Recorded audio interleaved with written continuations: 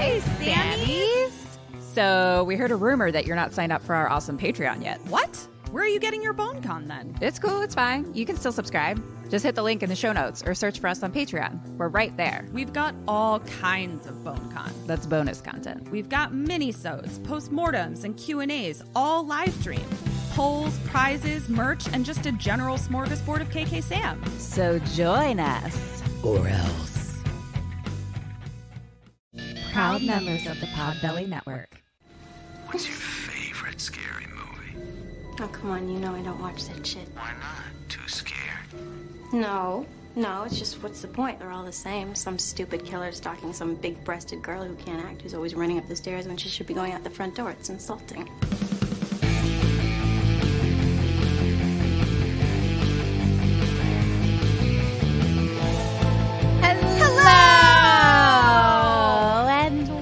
Welcome to Kim and Kat Stay Alive, Maybe. We're a horror movie comedy podcast. We're going to tell you the entirety of a movie, spoilers and all. And this week, I, Kimberly Burns, am going to try to stay alive. And this week, I, Ketrin Porter Martin, am going to be the teller of the tale. Yeah. Hi.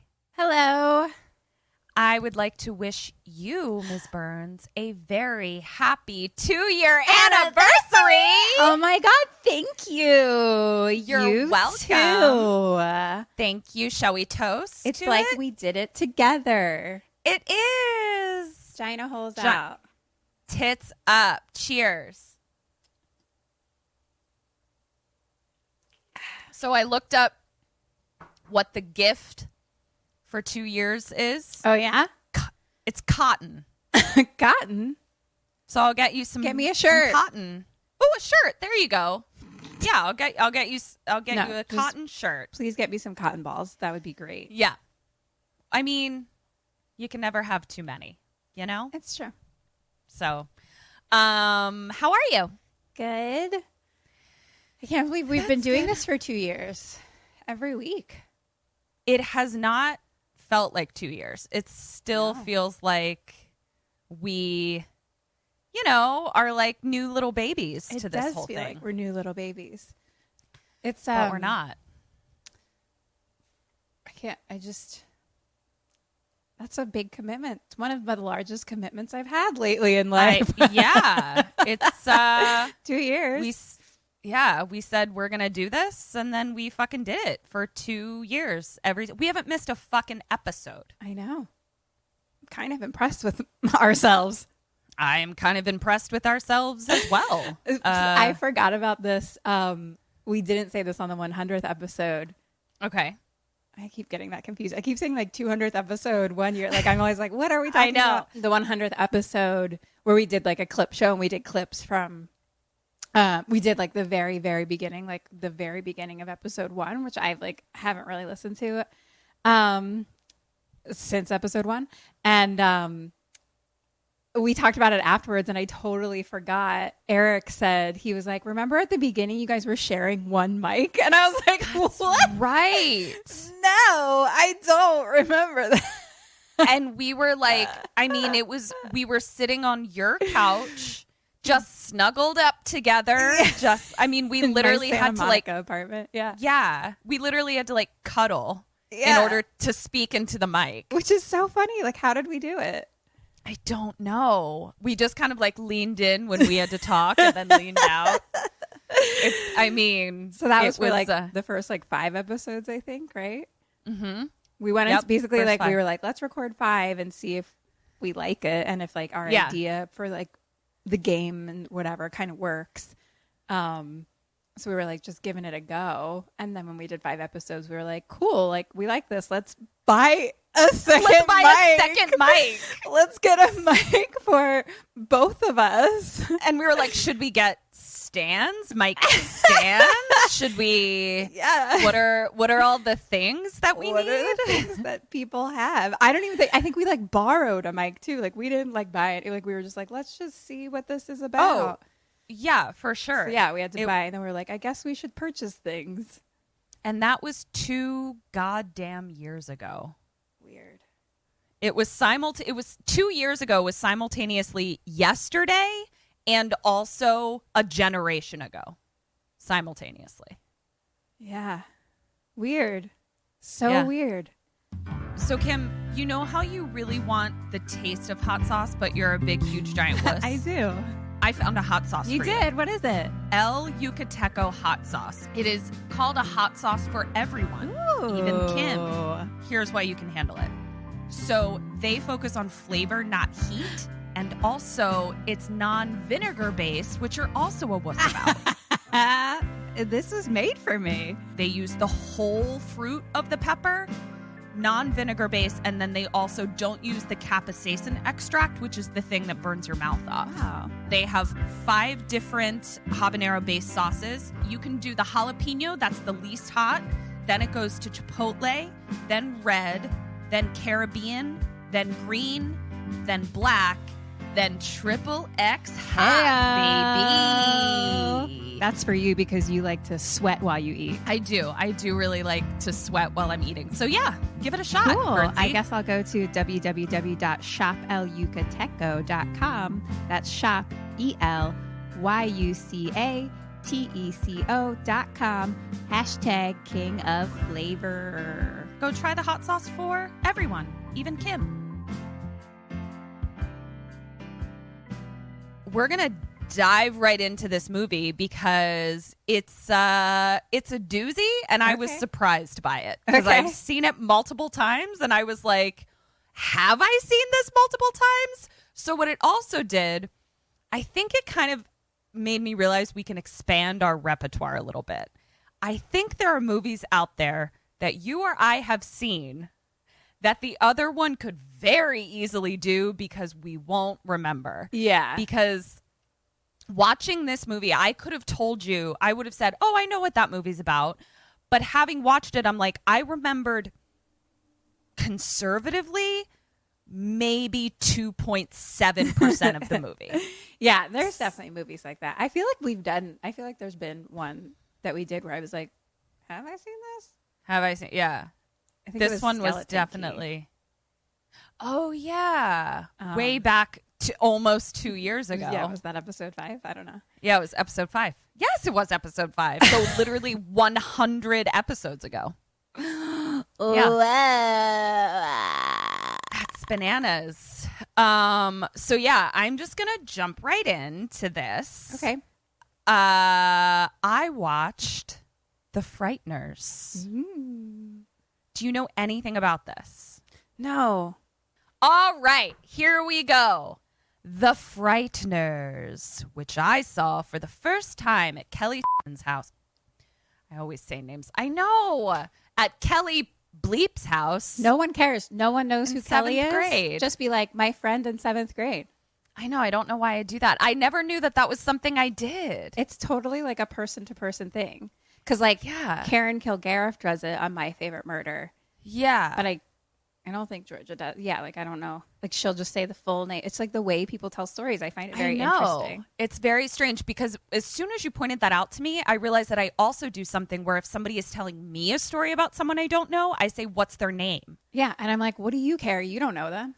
Yeah, it's weird. I actually thought about it later too, and I was like, I've never even said any of my brother's names on the podcast, but you've said it. It's very weird. It's weird, and it feels incomplete to me if I don't have names in a story. It's very strange. I really want to find that. Why don't you post more on the psychology behind that? Let's do it. Interesting. I shall. Okay, so Kelly Poopman. No one cares. Kelly Poopman. Yes, I watched it at her house, and I recalled exactly none of it. So it was very interesting to me that it was as if I was watching this movie for the first time. Okay. So, Dead or Alive.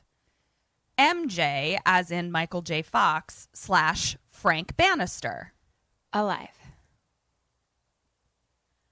Andie MacDowell / Lucy. I love her. She's not really in this. It's just someone who looks exactly like her. Oh. Then dead. But I just kept calling her Andy.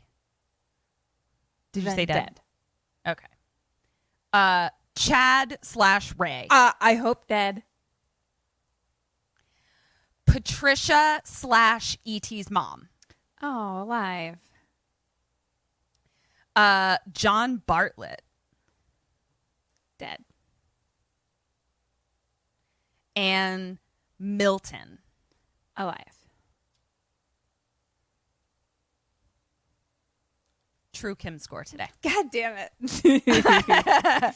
Okay. Here we go. The Frighteners. Whew. This is a doozy. So, what year was this made? Is it like 80s? No. It's like 90s. So it's like 90. I looked it up and then I forgot. Let me look it up because I did. It had to have been like 94 or 95 because I watched it on VHS and it was like newish. So hold on. Oh, 96. Okay. So a little bit. Yeah. So it came out in 96. All right. So here we go. We open on a creepy old house that I love.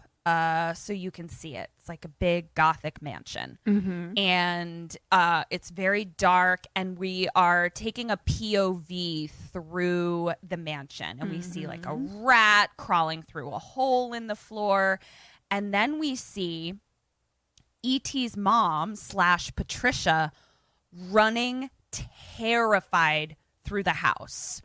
And she's like screaming. And there's this entity chasing her that like comes out of the wall as if it's like pushing through a blanket. Yeah. So it would be like if, yes, you can kind of see that. Like it would be as if Eric came behind this. I mean, and, I like know the through face it. thing. That's the cover. Yes. So basically it's that, but it's like doing that through a rug, doing that through a painting, doing that through a wall. And it's like chasing her through the house. Remember those things? Did you have those? It was like a bunch of Yes, needles the little where you like pins. put your Yes, I love that was very those of this time period. I wonder if that inspired this movie. I mean, I love those things. I would like put my my face in it. Yeah, like I don't even understand the point of it, but I loved it so much. Like why were we doing that? Know. And now in the time of COVID, the idea of doing that is like the grossest thing I can possibly think of. Like just different kids putting their face into a bunch of needles and being like, this is my face. Now you try. And it's just all of our germs all over it. Okay. So she's running. Patricia E.T.'s mom is running through the house. Now an old lady who we learn is Patricia's mother, like sits bolt upright in bed. And she's like, sins of the flesh will be punished. Oh, no. And she's running through and suddenly E.T.'s mom is like picked up by the entity, but she's like picked up by the carpet because it's like you know what I mean? Like the carpet is the entity. And her mom comes out and she has a shotgun. And so the mom like shoots the rug entity that's like strangling her daughter, Patricia. Yeah, go for it. And then we see the Frighteners. So now, camera on, a funeral procession through a lovely, lovely little town, like a little seaside town that just looks very quaint, possibly in New England. I'm just here for it. So, funeral procession, and then we cut to a computer screen where we see like the Gazette for whatever the town is, Fairweather, I think it's called. So-and-so dead at 37. And it's a guy reporter at the computer and his boss, who's a woman named something or other, Reese Jones. She kind of reminds me of Rose from Don't Tell Mom the Babysitter's Dead. The boss? Oh my God, I love her. Yeah, except she's like not as nice and British. But like that's the vibe of her. Okay. So British Rose is reading over the shoulder of the reporter guy that's writing this story. And she's kind of like reading what he's written. And it appears that over the last 4 years, 30 people have died from mysterious circumstances. That's a lot of people for 3 years. A lot of people and like a small town. Like this is a very small town.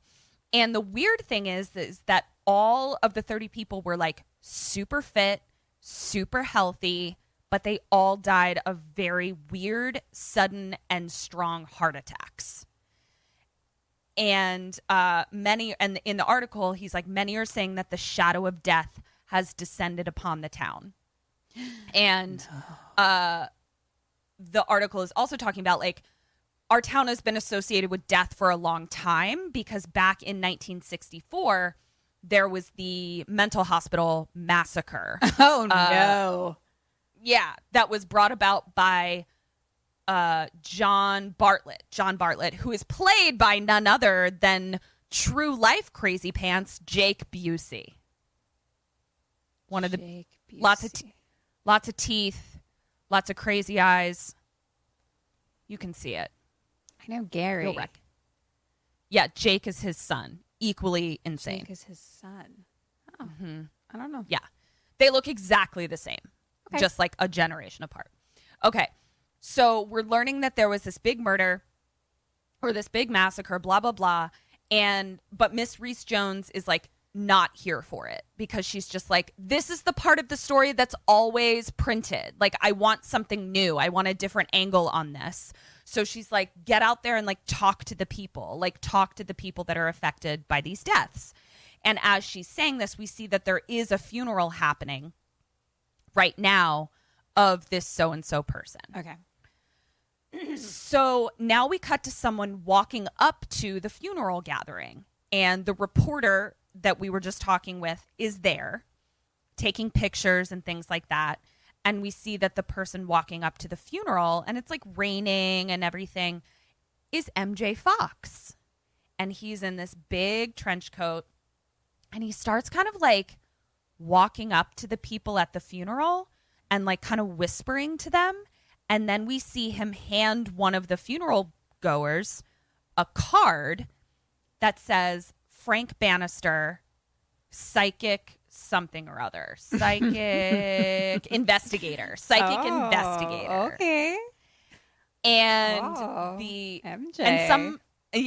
And some other dude at the funeral is like, get out of here. You're not wanted here. So like people like fucking know Frank Bannister. The reporter takes a pic of him. Erica just told me, she just texted me today. She's like, there's this show on Hulu that I feel like you'd like. It's called Psychic Kids. And I guess it's like kids who are psychic, and they like teach them something like how to like connect to dark spirits and get rid of them or something like that. I don't know. That sounds like the makings of a full-blown nightmare. Yeah. Just a whole bunch of actual creepy crap bag kids. I mean, yeah. I haven't investigated any further. That's literally all I know. She was like, just holy shit. That sounds like a recipe for demonic possession for sure. That's, well, obviously we're watching. We got to check it out. Oh, side note, other show, have to start watching. If you don't have HBO, fucking get it. Lovecraft Country is beautiful and everything I wanted it to be. That's all I'm going to say. I haven't started it yet. It's great. You're not behind. There was only one episode. I know. I'm like, I might wait and just binge them all anyway. So binge all of them. Yeah. It was a bummer, actually, because it's been a while since I've been starting a show right when it comes out. Right. And so, like, we watched the first one, and I was like, let's watch another one. Yeah. Eric was like, there isn't one. Yeah. I was like, well, this was a terrible idea. Exactly. Okay. So MJ is, like, shooed away, and he gets back in his car. He's leaving the cemetery. He's in the little yellow car that I posted for our clue. And he's, like, the worst driver ever. Like, all of the roads are really 100% worse than me, which is shocking. I mean, truly. He's like, all of the roads are really windy because, again, like, it's a small sea shanty town, so it's like, you know, all these roads were probably built in I don't know, the 1700s or something. I'm just guessing. But he'll, like, take a shortcut and, like, drive through something to, like, get to the other part of the road he needs to go to. What? Like, he's a menace to society on the road. He has a problem. He's swerving everywhere. Oh, terrible driver. And at one point, like, he has all of his business cards on the passenger seat and they like fall. So he like bends down completely to get them and like swerves into the other lane. And then there's like a semi truck coming at him. So he's like, and like turns it around and just like plows into someone's white picket fence, like into their yard. Michael, what are you doing, bud? Yeah. Like he definitely should not have a driver's license at all. And this is coming from someone who also shouldn't have a driver's license. We've actually, Kim, you know what?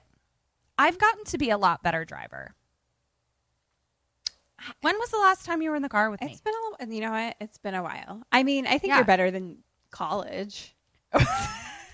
Right. I mean, in college, I'd only been driving for like 4 minutes anyway.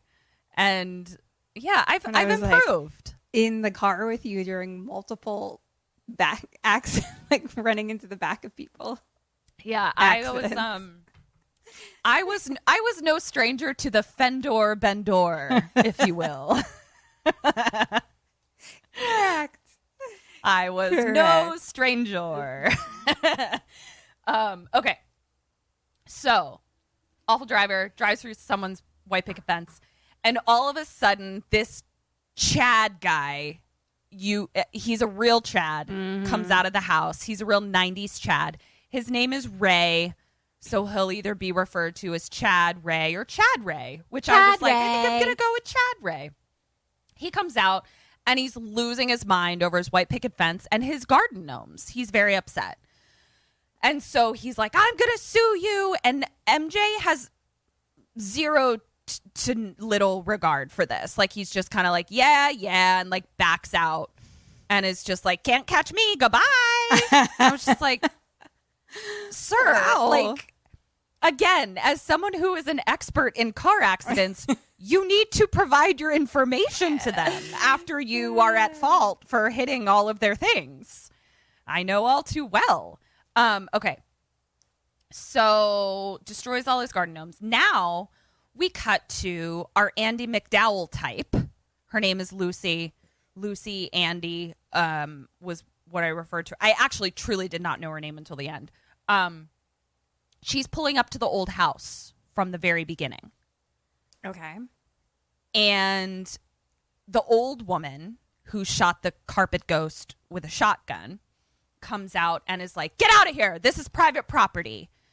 And Andie is like, no, I'm your doctor.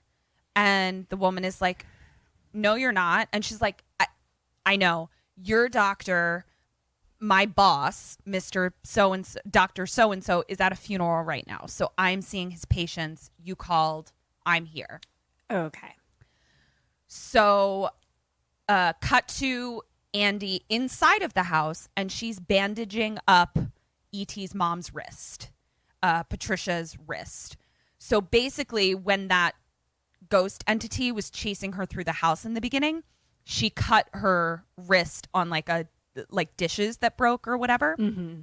So she's there bandaging it up, and then Andie's like, okay, we need to go to the hospital now, like need some stitches, but it should be fine. And the mother's like, no. And she's like, well, I mean, she needs, like, I can't just put a Band-Aid on this. And she's like, Patricia does not leave the house. And okay. So the old woman tells Patricia, E.T.'s mom, to go to her room. Andie. And how old is E.T.'s mom? 40. Oh. Like, okay. Like old. Like, not old, but I mean, like, she's not a child. She's a grown person. Yeah. She's a grown person. Okay. Yes. And so Andie, like, follows Patricia out, who's just like, going to my room now. I'm 40. And she kind of like brushes her hair aside and sees that she's got like bruises on her neck. And so Andie is like, who did this to you? Uh-huh. And before Patricia, E.T.'s mom, can answer, old lady mom like shoos Andie out and is like, get out of here. And so right before old lady mom shuts the door, she's like, Patricia doesn't leave the house. She can't be trusted. And she's like, I could have her locked up anytime I want. They said that she was an accessory after the fact, but I know the truth. It was cold-blooded murder. slams the door. What? Yeah. Oh, no. And Andy's just like, cool? And so what do I... We're believed to think that she's inferring that E.T.'s mom committed cold blood murder. Yes. But like the demeanor of Patricia's mom, of E.T.'s mom, like, does not suggest that she would be capable of anything even resembling that. Like, she is a broken child woman for sure. Okay. Got it. Who's clearly abused in multiple ways. So now we cut to a black and white newscast. So we're getting some exposition of the mass murder at a mental hospital and a shit ton. So this is a reporter saying this as we're watching the news footage. And it's like a shit ton of patients, people visiting, orderlies, doctors, totally indiscriminate, were all murdered by an orderly named John Charles Bartlett. And at this point, we see like a freeze frame of Jake Busey's creepy face, just like, hey! Like, go to join our Patreon to see that super awesome face I just made. It was spot on. In the newscast, they're like, even the hospital chapel was shot up. Like, it was just indiscriminate. Right. And the motive is a mystery. All we hear is Jake Busey being like carried away, and he's like, I got me a score of 12. That's one more than Starkweather. And then the reporter is like, he's referring to Starkweather, who killed 11 people in Nebraska 6 years earlier on a killing spree. And then we hear the newscaster say, 15-year-old Patricia Ann Bradley, daughter of hospital administrator, was implicated in the killings. She was very much in love with John Bartlett. So it shows 15-year-old little E.T.'s mom being led away. But again, she just looks like she's just like, what is happening? Like, she just looks terrified. 15. I mean, we were all 15 and falling in love with someone we shouldn't have. Ain't that the truth? I mean, just still are. Yeah, it's a rite of passage. It's a rite of passage. Who didn't fall in love with a mass murderer at 15? Still am. So now we cut to Andy in bed, and we realize that she was watching a VHS all about the massacre. So it was basically like a documentary about what happened. And she pauses it, and we hear her say, oh my God, that's her. That's the girl that I saw today. And then we see Chad pop up, the garden gnome guy, and he's like doing his rowing machine. And we realize that Chad is Andy's fiance, boyfriend, husband, whatever the fuck. And he's a total Chad, even to her as well. He's like, oh, great. We've been in town 3 months, and you're already making friends with the Manson family. Chad. Got it. Yeah. Beautiful picture. Yep. And so she keeps watching, and we see that John Bartlett, Jake Busey, was electric chaired. Okay. So he was put to death. And went out screaming about his score. About his murder score. Gross. Yeah. So the reporter goes on to say that Patricia, the reporter is now standing outside of that creepy house we were just at, and something along the lines of like, Patricia there wasn't sufficient evidence to convict her. So she was like in jail, but then got out, and now she's like living as a recluse in the family home. So like they tried to convict her for murder, but like didn't have evidence, so she didn't stay in jail. But now she like is under house arrest by her mom, basically, which we learned, and has been so since 1964 when this happened. So now Chad turns it off, and he's like, they should have fried her too, Chad. And Andy And Andy is like, she was 15. Like, she was a 15-year-old girl, and she's like, she just fell in love with the wrong guy. Could happen to anyone. See? Andy knows. Yeah. Andy knows. Been there. We've all fallen in love with either a Chad or a mass murderer. Chad. So Chad says, he's like, I don't want you going back there. She goes to protest, being like, no, I need to. And he just goes, shh, and puts his finger up to shush her. Fuck you. And she chads. She just is like, okay. Ugh. So then he gets on the bed and he like starts kissing her. And he's like trying to, chat it up with her. And as he like gets into bed, he sees one of MJ Frank Bannister's business cards like tucked into the sheets of the bed. And he's like, he gave me one of these when he came today, but like I ripped it up. Did he come back? And Andy is like, did who come back? Because she wasn't there. And then all of a sudden the lights start flashing, the doors start banging, everything's flying around the room. A sheet is like thrown over Chad and the bed is lifted off the ground with Andy on it. Oh, shit. And they're freaking out. And there's like a little Raggedy Ann doll that she has that's just like, wow. And like grabbing her and just like, so, and Chad like beats it with a pillow. Question number 1, Kim. What do you do and what does Andy/Lucy do? Get the fuck out of the house, divorce my Chad, and move away. Love it. Okay. Is what I do. Great. Andy, when you say, what does she do, like, in the middle of stuff flying or things have toned down, what do they do next in the middle of stuff flying in the middle around? Of stuff flying. Mm-hmm.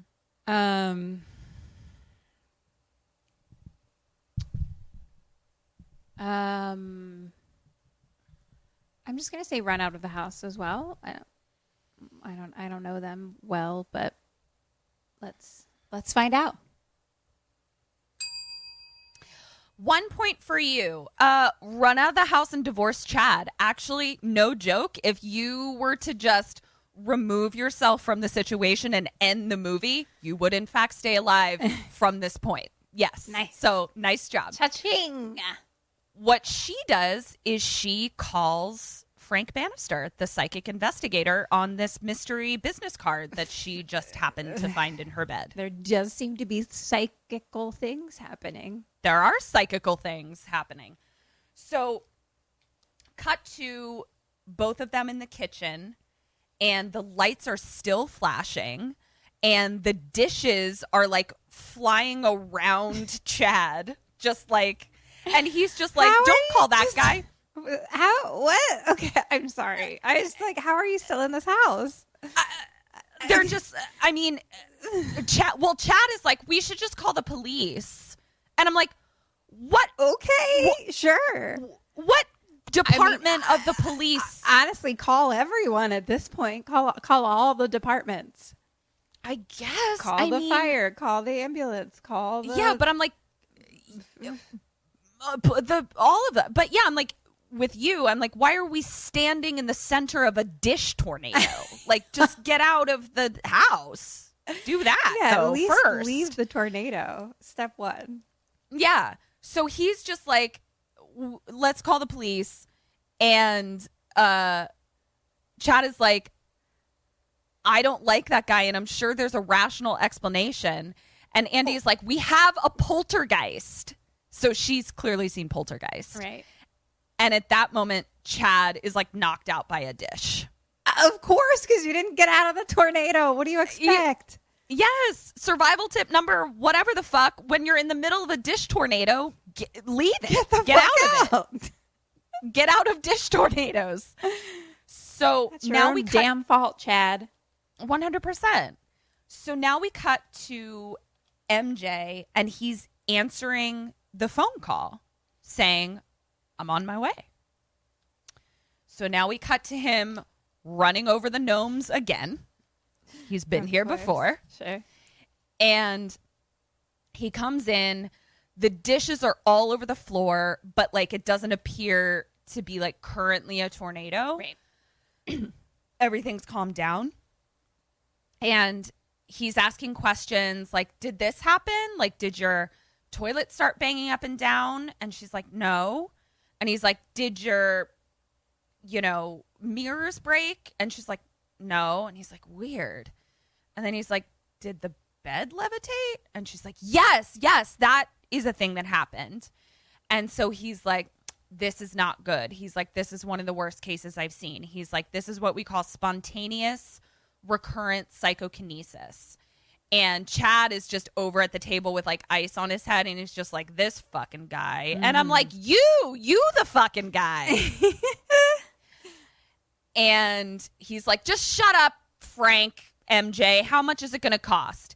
And MJ is like, it's going to be $250, but I can give you a 6-month guarantee.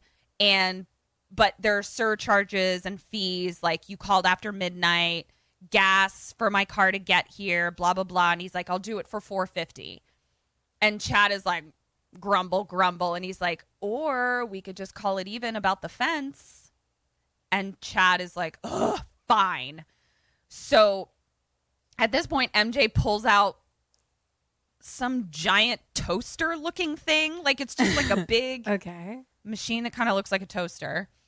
And he puts on like pink, like dish gloves, and then whips out a gun.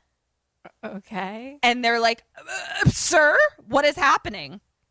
And he's like, it's holy water. And he just starts like squirting everything with holy water. Honestly, and I need that in my survival life. I actually think it's pretty smart. Like, the very quick distribution of holy water. Yeah. Pew, pew, you know? pew, pew, pew, pew, pew, pew. Yeah. So maybe we should get, oh my God, we should get some holy water guns that say KK Sam on them. Yes. Merch idea. Okay. So where was I? So as he's doing this, the toaster is like whirring, like just being like, rah, rah, rah, rah, rah, rah, rah, rah, like working. It's doing something. And Andy is like, why us? And MJ is like, well, like, the spirits are normally confined to the cemetery, but sometimes they escape. It's usually the younger ones, the ones that are more recently dead because they don't know what the fuck's going on. Uh-huh. And then the toaster is like, whir, ding. And like this little baggie comes out. And MJ is like, okay. He's like, this is a little baggie of ectoplasmic emanations that have been like condensed into this little Ghostbuster bag. style? Ectoplasm? Yes. Straight up. Yes. Straight up. Okay. And MJ is like, do you want a souvenir?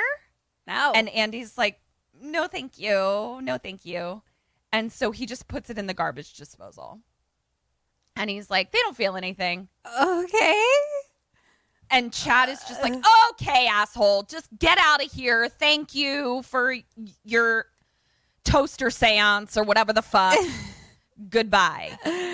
And shoos him out. And then Michael stares at Chad. And he's like, what's with the number? And we see Chad has a 37 carved into his head. And Andy and Chad are both like, what are you talking about? They can't see it. Oh, no. So MJ is shooed out, and they shut the door. And as he leaves, Andy walks by Chad, and she's just like, why do you have to alienate everybody? And then Chad goes after her, and we see entity coming out of the wall, like watching them. Okay. I don't think your toaster worked, MJ. It didn't appear to work. I don't know what you put in that garbage disposal, but it wasn't ectoplasm because I just saw a ghost. I feel like I'm all for watching Michael J. Fox as a psychic. Kim, he's fucking delightful. I'm just here for it. It really shone a light on like why Michael J. Fox was so famous, because you're completely right. You just want him on screen all the time. Yeah. I just always want him on screen. Very charismatic. So now we cut to MJ driving up to an it's not old, an undone house. Basically, it's literally like the bones of a house, and that's it. Mm-hmm. And it's just like, to keep rain out occasionally, there's just tarps over it. Like, that's how undone the house is. Mm-hmm. Okay. And he pulls up to it to turn the power on. He literally has to like flip a giant switch that like should only be reserved for electrical professionals, but like that's how he has to like turn on the electricity to his house. And then this spirit comes out of his trunk and it's just like, we're home. And it's this like really nerdy kind of spirit. And then a 70s spirit comes out, played by Chi McBride. Okay. I don't even and know. MJ like knows that they're there. Like, he's just like, all right, come on, guys. So he just like lives with some ghosts. He just lives with some ghosts. It's like my 80s ghost boyfriend. 100%. He's got ghost friends that hang out with him in his Bones house. And they're both of the spirits are complaining. And Chi McBride is like, I fucking hate that trunk. Like, why can't we ride like in the seats with you? And MJ is like, because you get ectoplasm all over everything. So you have to stay in the trunk. And Stu is just like, rah, rah, rah. So they both like work for MJ, but we don't know how yet. Yeah. I bet I know. I bet they did the stuff. And then he comes in and saves the day and gets money for it. You got it. So stew it. I want some ghost friends. That would be really great because they could just hang out in my apartment right now. Because I don't think, like, I think they're immune to coronavirus. Like, human friends can't come over, so my ghost friends could just hang out with me. Yeah, and they seem really fun, especially Chi McBride. He seems like a good time. I don't know who that is. He's one of those actors that's in everything you've ever seen in your entire life, but like you would recognize him for sure. But MJ is like mad at them. And he's like, what the fuck were you guys doing over there? Like, you didn't even bang the toilet seat. And Chi McBride is like, we strained our backs with the levitating bed shit. Like, we couldn't do the other stuff. Oh, God. And then MJ goes, and who's the fucking idiot that put a number on Chad's head? He's like, that wasn't funny. And then storms off. I love the idea of ghosts straining their backs. I know. So actually, okay. So this is a good time to like give you some suspension of disbelief. Here's the world we're in. Ghosts are sort of solid and sort of not. Like, their solidness is based on like how good they are at like making themselves solid to interact with the world or whatever. Like, so like just kind of Ghost, the movie Ghost. Yes, exactly. We need to like learn to push the penny. Yes, that's exactly what it is. So this was the only thing where I was like, this definitely came out in 1996 because Chi McBride is obviously black. And like the movie was like, hey, we have to do everything we can to just make sure that everyone knows this character is black. And it was just a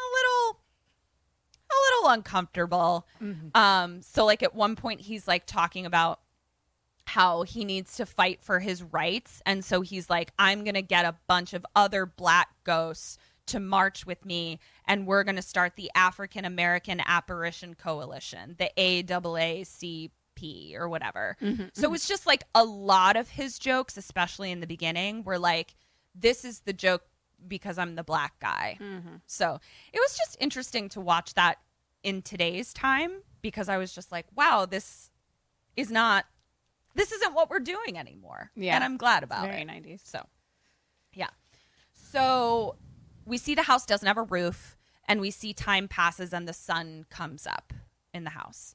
And so it's morning now. There's a ghost dog. It's like a bloodhound ghost. Oh my God. I need a ghost dog cute. right now. I'm invoking the spirits for a ghost dog, please, right now. Oh my God. And he was so big and floppy. Yes, that's the exact kind of ghost dog I want. So sweet. Big and fluffy, and then he won't get his hair on me because he's a ghost dog. No, because he's a ghost He'll dog. give me lots of kisses, and then we'll just snuggle and laugh all the time. Yeah, so many snuggles with ghost dog. Oh my And- God, I'm so angry about how much I want a ghost dog right now. Just really sweet. And he's like chewing on like a ghost bone. So he's like, and while this is happening, MJ is like eating cereal. Stewart is like making their case for like better payment and rights and stuff. And she is like, I want different clothes. And MJ is like, I don't know what to tell you about your clothes. You died in the 70s. Like, I don't know where to buy ghost clothes. I'm sorry. Yeah. And then we hear gunshots. And another ghost comes in, shooting up the place like this. Pew, pew, pew, like Yosemite Sam kind of situation. And we see that he's shooting at the ghost dog. No. He's okay. When they shoot each other, they're sort of like, you shot me, but then like things come back together. But we realize that he's mad at the dog because the bone that the dog is chewing is Yosemite Sam ghost jaw bone. Okay. So he's like, you took He's my like, face. give me my jaw back. Give me Fair. my face bone You don't back. need to shoot him. We learned that this ghost is called the Judge. His name is the Judge, but he is not looking great. Like, first of all, his jawbone is detachable very easily by a dog, and in addition, he has nothing on, like no torso. It's just sort of arms and like we just see his spine. Oh, There, okay. yeah, like it's just no waist kind of thing. Okay. He's not looking great. And so now we cut to Michael J. Fox, I don't know why I said his entire name right then, is able to put the jawbone back on. So he is able to sort of like corporally Be touch in both worlds kind of thing. sort of, but not all the time. Like Ghost is a perfect example where it's like it requires concentration and things like that to interact. So he puts the Judge's jawbone back on. And the Judge is like, I really want to fucking retire. And MJ is like, you can't retire, I'll go out of business. And he's like, my joints are turning to powder and the dog is running away with my face. Like, can I please just go lay in my little grave? In peace. Yes. He's like, I have a nice little grave. I would just like to go there, please. And MJ is like, no, I need to make money. I need to finish this house. And the Judge is like, you're never going to finish this house. And MJ walks away all mad. And then we hear the Judge say to himself, too many skeletons in the closet. We're like, ooh. Okay. So now we cut to Chi McBride and Stu standing outside of a mansion, but like a brand new, very nice, posh, wealthy people mansion. And they're talking about, they're like, all right, we're going to be professional and we're not going to stop haunting until the screaming starts. So now we cut to the inside of the mansion, and it's 3 toddlers, not even toddlers. Like one of them is like in a bouncy swing. So like babies, a maid, and the mom of the 3 toddlers. And they're all just like bouncing around. And the mother comes in and she's like, oh, maid, do this. And then we see that the bouncy baby in the bouncy thing is like looking at something. And smiling. And then we see that Chi and Stu are talking to the baby and put something in the baby's hand. Now we cut to the maid who turns around and screams because all she sees is 3 babies laughing and floating through the air. Just being like, and so the maid is like, fuck. And so the mom comes in to be like, what's wrong? And all of her babies like fly at her and knock her down. And she's like, what the fuck? And like looks, and one of the babies is like holding Frank Bannister, psychic investigator. Here's the phone number card in their hand. I mean, they've got a nice little strategy here. This is hilarious. Their business model works, kinda. So, cut to MJ getting a call, like we saw before. Cut to MJ showing up to the house, and he's saying the exact same spiel. Oh, this is the worst case I've ever seen, blah, blah, blah. But we see the ghost sitting on the couch going, it's no use. Frank, it's no use. But he keeps going, and then he turns to the mom, and she just holds up a newspaper in front of his face. And she's like, I'm very sorry I called you. And we see that the headline says something along the lines of local fraud is hanging out at funerals and taking advantage of people. And it's like a picture of MJ. Now, that being said, listen, fraud or not, your baby's floated at you. Yeah. Something is awry that I don't know how that would be faked. Right. So that was a little suspicious to me because I'm like, but how do you explain your baby's floating at you? Yeah. I mean, even if he's a fraud, what's happening in your house is terrifying. Real. Yeah, exactly. And like, my first assumption, I wouldn't immediately jump to like, well, this guy has ghost friends that he's running a whole scam deal with. Right. Yeah, we had to do a lot of mental leapfrogging to sort of get to this, but here we are. So she kicks him out. Now we cut to MJ at the newspaper talking to, don't tell mom the babysitter's dead, British boss, Margot Reese-Jones. And she's basically like, no, I'm not retracting it. You're taking advantage of people who've just had people die. Fuck off. And he's like, but it's my business. And she's like, I don't care. Get out of here. So she kicks him out of his office. And he's like, fuck, what am I going to do? As he like leaves the office, he bumps into this like biker dude who's like, hey, watch it. And he like looks at the biker dude's t-shirt, and it's like a cartoon of like the Grim Reaper. Mm-hmm, and he just kind of like looks at it and gets scared and like turns around to like cross the street and gets hit by a car. MJ does? Yeah. Good God, like, man. Luckily it wasn't. Yeah, he's not great with cars in general. Now, luckily it was a funeral procession. So like the cars were all going very slowly. So he was able to just kind of like roll across the hood of it. Okay. But then he gets up and he looks, and it's Andy in the front seat with a like mourning clothes. Chad's funeral? Oh, shit. Perchance. And so MJ's like looking, and he's like, what the fuck? And then he's knocked over by Chad Ray's ghost. Oh, shit. So Chad Ray is running down the road, and he's like, Frank, you have to help me. And he's like, and MJ is like, dude, why didn't you take the beam of light? And he's like, because I'm not supposed to be here. I'm only 29 years old. And MJ is like, I don't know what to tell you, dude. Like, I can't help you. And he's like, I was just minding my own business, and all of a sudden I felt this like vice-like grip on my heart, and now I'm a fucking ghost. And so he's like, you got to help me. You got to tell me what's going on. And then he kind of like falls through a wall because, again, like he can't, he's not quite sure like when he's ghost. Yeah. Baby ghost.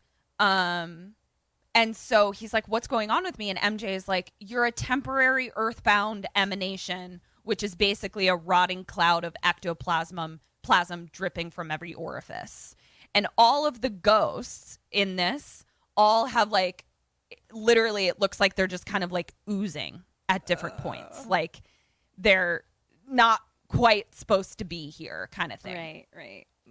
So Chad starts crying and like walks through MJ, which appears to be uncomfortable. Like it's just like, I don't like that. And Chad is like, well, can you at least give me a ride to my funeral, my own funeral? So now we cut to the cemetery, and there's just like ghosts everywhere, just like milling about. And MJ is like, whatever. But Chad is terrified because he's just like, there's ghosts. And MJ's like, you're a ghost. You're one. Yeah. And then all of a sudden, one of the ghosts is the general. Do you remember the movie Full Metal Jacket? Yeah. The general that screams at Vincent D'Onofrio. That is basically in any movie we've ever seen. It's the yelling general. It's that guy. Yeah. Okay. And he's playing a general and yelling again. Uh-huh. And he really does not like MJ because basically he's like, I don't approve of you like using ghosts to make money. Like you're a scam artist. You're a scumbag. And again, we have some when are we physical, when are we not? Because MJ goes to punch the general and punches through him. Right. And then he turns around to punch him again. And now the general like has a battering shield and MJ can't go through it. And then he turns into having boxing gloves and punches MJ. So it's like, when can we go through us and when are we solid? We don't know. Right. And the general's like, I'm not one of your shitty little emanations. Like, don't fuck with me. And MJ's like, fuck you. And like walks off to the funeral. So now we're at Chad Ray's funeral. And Chad Ray's ghost is sobbing. And we hear the priest be like, in his life, some accused Chad Ray of being less than generous, but I'm sure that deep down he possessed a heart of gold. And Chad Ray is just like, he's right. I did. And I'm like, the priest was just like, Chad. The end. Chad was real Chad. Yeah. Andy is crying. And Chad like goes to try to like hug Andy, but he falls through her. And so he falls into the grave. And then the coffin is being lowered down. So it lowers like through him. And he like does a push up and is now face to face with his own body. And he's just like, ah, exactly. You got it. And now he like is stuck in the grave. Cause like now he can't figure out how to like be solid to crawl out. Oh, and so man. he's just like ghost life life is tough. Yeah. And so he's just like, MJ, get me out of here. But MJ is distracted because the sheriff comes up to him. And he's like, I have some questions for you because if you can believe it, other than his wife, you were the last person to see Chad Ray alive. And MJ is like, so what? Like, he died of a heart attack. And the sheriff is like, well, we have to be like way more diligent with this death because the FBI is now involved because there's so many deaths that are all happening the same way. We're being scrutinized. And so he's like, we're very suspicious because they open these people up who've died of a heart attack and like their arteries, they're clean as a whistle. Mm-hmm. And MJ is just like, yeah, I don't know, man. Sorry, I don't know what to tell you. And he's like, mind if I pay my respects? And the sheriff is like, oh, sure. So he walks away. MJ goes over and he's helping Chad out of the grave. But what the sheriff sees is just MJ helping nothing out of nothing. Right. And the sheriff is just like, okay. Andy then comes up to MJ and she's crying. And she's like, are you here for me? And MJ is like, what are you talking about? And she's like, oh, that was stupid. I thought maybe you had a message from Chad Ray. And MJ doesn't say anything. And she's like, that was stupid. And like, she goes away, but Chad Ray's like yelling at MJ being like, I do have a message. And so finally MJ is like, he says he loves you. And she's like, oh, really happy. Now we cut to MJ and Andy at a restaurant that is a medieval restaurant themed restaurant. It was so very specifically themed that I was like, why is this the choice for the movie that we're doing? Because it really has nothing to do with anything. But there was some very ornate medieval costumery happening at this restaurant. I mean, right up my alley. Yeah. I was totally into it. Just didn't quite see what it had to do with the movie. So watch there be like some symbolism that somebody knows of like, well, the medieval costumery. They're sitting down. Andy asks if Ray is with them. And then we see that Ray is in fact with them. He's sitting in the third seat. And he says that she looks great. So Michael is like relaying all this information to her. And he gives her flowers and he's like, those are from Chad Ray. And the waiter walks up and is like, drinks for anyone? And Chad Ray is like, order a bottle of red. We always drink red. And Andy says, I'll have a glass of white. I've never really been fond of red. Oh. Snappies. And so cut to later, still eating a medieval dinner. And we learn that MJ used to be an architect, actually. And she's like, you must have a dream home. And he like changes the subject. And Chad Ray is like being really rude, like just being like, who wants to hear this story? And I'm like, oh my God, Chad Ray, calm down.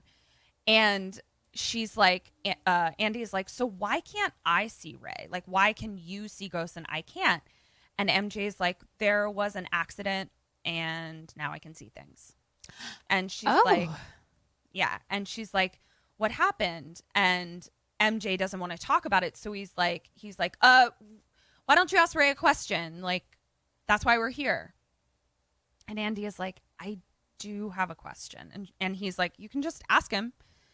And she's like, I need to know where you invested that $16,000 that I saved.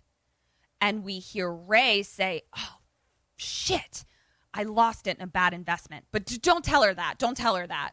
And MJ just goes, he lost it in a bad investment. And he's like, you asshole. And so Andy like looks really, really upset. And she's just like, it figures we haven't been honest with each other for a long time. And she's like, it wasn't what you'd call a good marriage. You think? And at that point, Ray straight up calls her a bitch to her face. Fuck like, you. He's just such a fucking Chad. Like, it's ridiculous. So then MJ kind of like reaches across the table and like holds her hand, but just in like a you're crying kind of way. And at this point, Ray gets super pissed. And because he's like concentrated pissed, he's able to knock a glass over and it spills everywhere. So he's able to spill the wine and then he runs off into Ghostland, wherever that is. Like just being like, I'm Chad, and runs away. So MJ goes to the bathroom because he has wine spilled all over him. Luckily, it wasn't red. And there's another guy in the bathroom, like just an old middle-aged guy who's like, food's good, huh? And the guy turns to MJ, and MJ sees that this guy is a 38. Oh, no, you're going to die. And MJ is just like, And so he sees an entity come through the wall. And then it goes away. So now MJ is in the bathroom trying to find this weird entity. And the guy is just like washing his hands like, I gotta get out of here. And he's like watching MJ. And then all of a sudden, the Grim Reaper comes out of the mirror. And we see it reach into the dude's chest, grab it. And the guy falls down dead. And the thing goes back into the mirror. And MJ is like, fuck. So it like looks like what we think of the Grim Reaper as looking like. Okay. And then we see a white tunnel of light come down from the ceiling. And it's shining right on our dead guy. And the dead guy's spirit gets up out of his body and just floats up into the light. Goodbye. Bye. Looks very happy and peaceful. But now we cut to MJ running out of the restaurant, looking around, and then he looks up at the top of the roof of another building, and we see the Grim Reaper on the roof. Oh, shit. And the Grim Reaper is able to like leap and jump and fly. Kind of reminded me of the Krampus a little bit, the way it moves, I think. And, or at least it reminds me of the Krampus the way you described it. How I pictured it. But it can kind of just like fly and bound and leap and stuff. Okay. And he starts running after it. So now we cut to the police station, and our sheriff friend is talking about the new death at the hospital. We have yet another fucking death at the hospital. And another cop whispers to him and is like, we have an eyewitness that says right after the body was discovered, MJ was seen running out of the restaurant. That's all I'm saying. And so the sheriff is like, oh, no. Ugh. Bring him in, I guess. Oh, no. At that point, Andy is ushered in, and her doctor boss is behind her, and the sheriff is like, doctor, we don't need you right now. And he's like, she's my employee. Now, I don't know why the doctor is whatever, but he's like, she's a material witness. We need to speak with her, because obviously she was at the restaurant when this happened. Yeah. Okay. So now the sheriff goes into the office where Andy is, and another cop... Oh, I already said that. Okay. Goes into the office where Andy is to question her. So now we cut to MJ in the car, and all three of the ghosts are in the car with him now. So we have Chi, Stu, and the judge, and he's driving like a fucking crazy bat out of hell through the neighborhood, chasing this Grim Reaper that's like jumping from building to building. Oh. Now, this is where his shitty driving really comes in handy, because he just... is used to not observing the laws of the road. Right. I mean, maybe he's always chasing something. We don't know. Could be. So, chasing it through the downtown, then his car skids, and he kind of like almost goes over a hill, and his car like can't drive anymore, and he sees the Grim Reaper get away, and he's like, fuck. So now we cut back to the sheriff questioning Andy, and she's like, I told you, I was eating dinner with my dead husband and MJ. And they're like, what, ma'am? Then we see some weird little rat man with greasy hair, and he just comes in, and he's just like, I'm here. And the sheriff is like, come on in. But he like looks scared of Andy and like won't come in and sit down. And so the sheriff is like, Andy, this is Milton Dammers. He's a special agent from the FBI. And he's like asking questions of Andy, but he won't look at her. He won't make direct eye contact. And he's like, did he do this? How much salt did he use at dinner? And Andy yells, and she's like, what the fuck? She's like, what the fuck does this have to do with anything? And Milton freaks out and is like, yeah! And he like starts gagging. And she's like, what is happening? So the sheriff like follows him out, and he's like, I can't stand a woman yelling. Oh, and the sheriff is no. Like, okay. So he like has a gag reflex if a woman yells. Great. And the sheriff couldn't tries handle to, like, being around us, sir. Right. Yeah. The sheriff kind of tries to like comfort him, and Milton is like, you're in my territorial bubble. He's just constantly throwing up around us. Yeah. He's just constantly barfing. He's just like, oh. Blur forever. And then we keep yelling, and then he keeps barfing, and it's just a circle jerk of laugh barfing or yell laugh, barfing. Barf, and yelling. Yeah. You've got it. Yeah. So the sheriff goes back in to talk to Andy, and he's like, you're still grieving. That's why you thought you were having dinner with your dead husband. Shh, you don't know me. Shut up.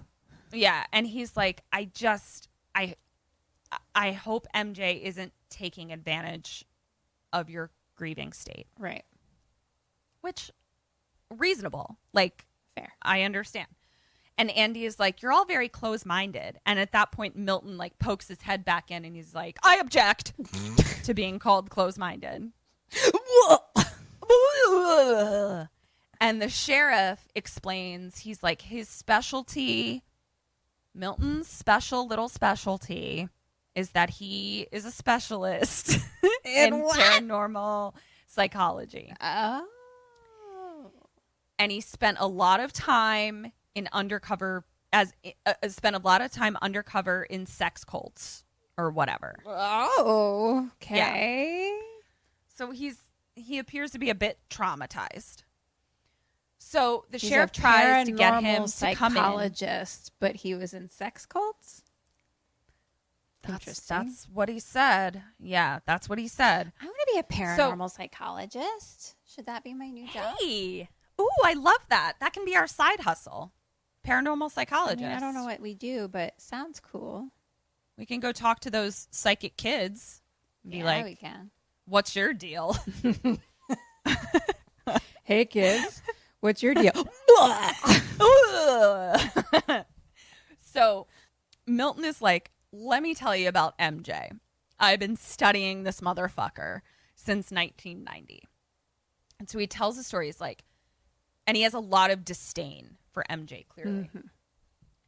And he's like, he was an architect and he was overseeing the construction of his new home. And the contractor that was there confirmed this series of events. The contractor confirmed that MJ had been drinking all day. And he saw MJ and his wife get into an argument because MJ put in a basketball court where he had promised his wife she could have a garden. Okay. And so they're yelling, and the contractor sees the couple get into the car and drive off. Oh, no. And we know what kind of driver MJ is. So in his car, this is what Milton is saying, MJ kept a toolbox with an X-Acto knife in it that had the initials FB on it for Frank Bannister. He had just purchased 7 new blades that morning. Okay. I was like, why would he have FB carved into his thing when his initials are MJ? Or MJ, yeah. That's where our names get a little dicey. Right. I got you.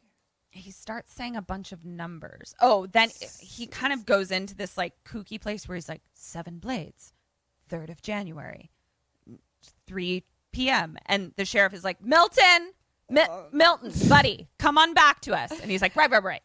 Okay. And so he says MJ admitted that they were arguing and that at that moment, the car doesn't make it around a curve and goes off a cliff. Oh, shit.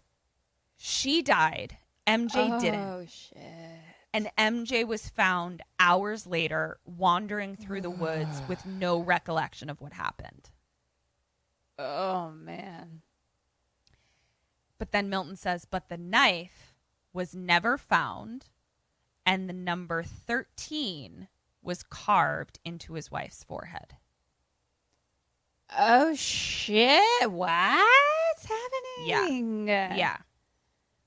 So now we cut to the ghosts arguing about what that Grim Reaper thing was with MJ. Right. They're like, what the fuck was that? And the judge, who's like the oldest one, is like, that's the soul collector. He's been collecting souls, whatever. So now they all look up and they see a giant beam of light beaming into a giant building that's a museum. And they're like, fuck, that's where it just was. Right. So they speed over to the museum. Also, just know that everything in the town is about a 2-minute drive from everything else. Right. Sure. Just everything is just 2 minutes in any direction. Small town. Yeah. I've never been. I don't know. I believe it. He's so really knocking off people left and right here, man. Jeez. Yeah. So, I mean, we're at, what are we? 39? Yeah. And so they get to the museum, and here's what we see. Crowd of people, someone doing CPR over someone's body, and then the spirit of that body watching CPR with a 39 on his forehead, and we see it's the reporter that wrote the article about MJ. And so they're like, oh, shit. And at that moment, Mrs. Reese-Jones sees MJ and is like, you've come to take advantage of us again? And she turns to him, and she has a 40 in her shit! head. Goddamn! At this point, the cops come in, or maybe security comes in with guns drawn. I guess they're like pissed at MJ. I'm not quite sure, but like they have guns drawn. And the museum master is like, no, don't shoot, because it's a bunch of expensive shit around. Mm-hmm. And MJ sees the Grim Reaper like flying about, and he looks at Margot Reese-Jones, who's just accused him of taking advantage, and he says, "You're next." And Margot Reese-Jones is like, "He's threatening to kill me. He's threatening to kill me." And Grim Reaper flying all around, but like nobody can see it but him and the ghosts. So the Grim Reaper is about to get Margot Reese-Jones when the judge comes in, pew, pew, pew, pew, pew, pew, Yosemite Sam, and starts firing. Pew, pew, pew, pew. Yeah, starts firing his ghost guns at the Grim Reaper, which kind of makes the Grim Reaper flee away for a second. Oh, good. And so the judge is like, "I did it!" And then we have some more 90s humor, because the judge turns to the sarcophagus of like a pharaoh, and he's like, "Now that's one beautiful woman," and goes and knocks over the sarcophagus, and then we just see his butt coming up and out. So he's boning the mummy inside, I guess. I don't know if that's consensual. Really elevated humor. So now here comes the Grim Reaper again. And now the Grim Reaper is super pissed and has a scythe with him. One of those Grim Reaper stick things with the thing on the thing. Yeah. The judge pops out of the sarcophagus and says, "I really like it when they lie still like that." And I was like, "Oh. So we're doing rape jokes. Okay, cool. Great. So that's where we are." As this is all happening, like everything is just crazy in the museum, because the ghosts are like also haunting things. Like the other two ghosts are like haunting things, and they're like making skeletons move and stuff, and everyone's like, "Ah!" And MJ is just like, "There's a fucking Grim Reaper around." And so the Grim Reaper comes back, and after the judge has been boning a mummy unconsensually, the Grim Reaper comes in and scythes the judge in half. And so the judge... Oh, shit. So that's how we learn that the scythe that the Grim Reaper carries, like, re-kills ghosts. Yeah. So what happens to his ghost body? He, like, disappears, or... His ghost body disappears? I mean, I'm assuming that it cuts through the ectoplasmic, like, thing that's not really supposed to be permanently on the earth anyway, and just, like, sends it to the grave. So probably the judge was... Thank you. Great. Now I'm retired. Goodbye. Right. Or where does his soul go? I mean, he did just rape a mummy, so he may need some disciplinary action for a time, I would say. So MJ sees that the Grim Reaper has his eyes on Margot Reese-Jones again. I was going to ask you this for a question, but I was like, there's no fucking way you would ever get this. So MJ looks at Margot Reese-Jones, punches her in the face, throws her over his shoulder, and runs out of the building. Sure. The other two ghosts help him out by getting the cops stuck in the revolving door, like I did with Richard Dreyfuss. And MJ drives off with Margot Reese-Jones in the car, and the Grim Reaper is after them. Okay. So now we cut to MJ in the car with Margot Reese-Jones, but obviously she's like, "You're kidnapping me." Right. And the Grim Reaper is trying to get them. The scythe is literally like underneath MJ's throat, and he's like trying to drive, and we see that he's having flashbacks to that same curve when he drove off the road with his wife and the argument. So they then go flying off the same cliff. Oh, shit. The car rolls down, flips over on its roof.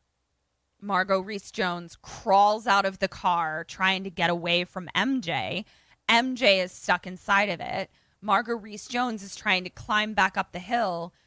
MJ sees the Grim Reaper just pummel her back down to the ground, just tackles her, and she goes flying, and she's laying on the ground exactly where MJ's wife died.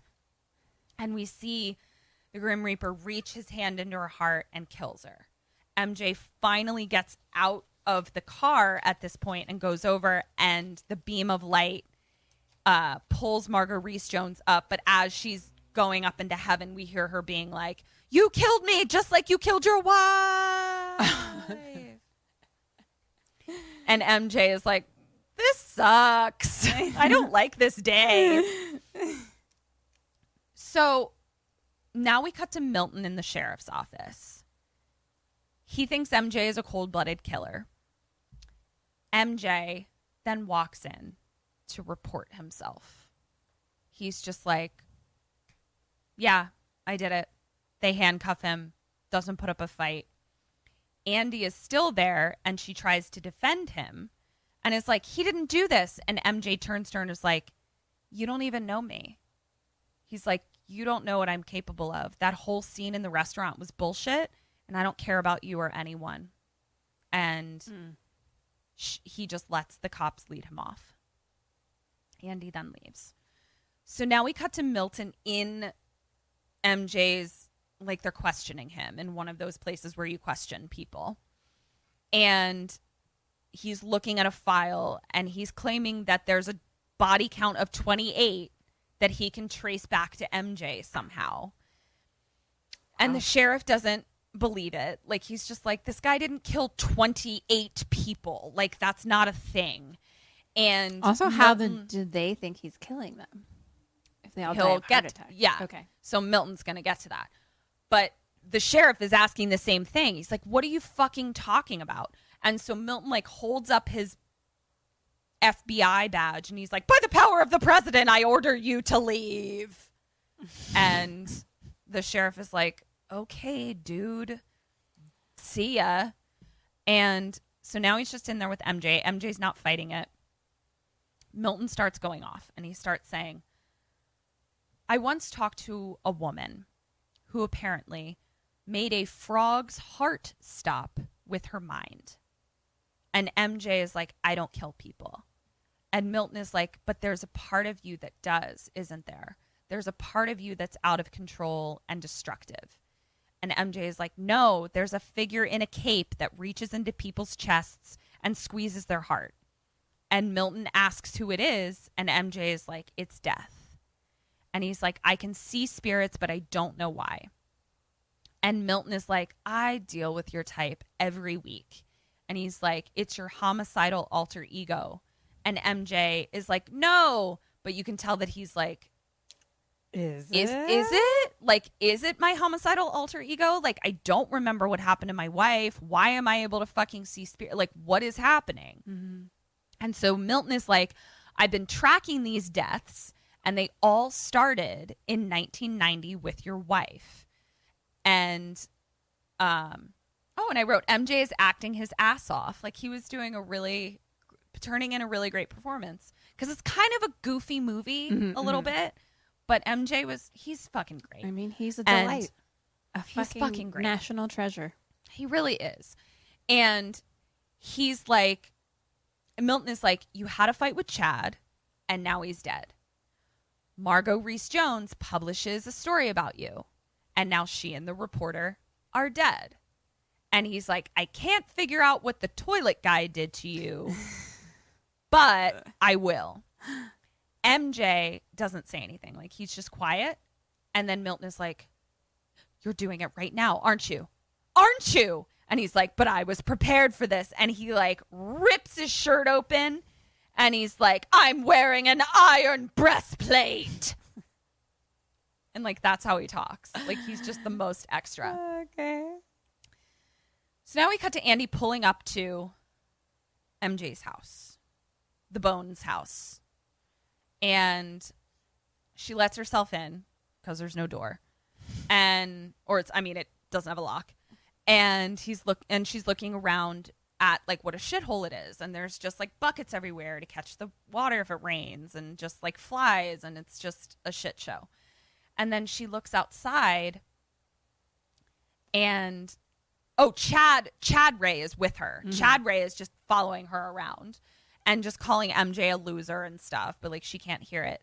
And then Andy goes outside, and she sees that the only finished part of the entire house is a beautiful garden. Mm-hmm. And now the basketball hoop is still there, but there's just like vines growing up it. And Chad Ray, of course, looks at this scene and goes, ugh, such a shame. Perfectly good basketball court gone to pot. I'm like, you're so just chatting all over the place. So then we hear a voicemail being left for MJ on his machine. Those things. It is E.T.'s mom's mom saying, my daughter is communing with the evil spirits. You must come. You must come now. Question 2. What do you do? And what does Andy do? I think that she is going to go to the house and investigate further to find out what the fuck's going on. I don't feel the need to be part of any of this anymore. And I am gonna get the fuck out. I'm gonna sell my house, go be a doctor somewhere else. Goodbye. I don't need any of you people. Perfect answer, Ms. Burns. Thank you. Please just remove yourself from the situation. I don't even know you people. I don't even know you people. Even sweet little MJ, I'm like, bitch, you don't know him. Like, he's right. Okay. That's a double ding for you. Really nice work. Double ding. Very, very proud of you. Thank you. It's why I married you.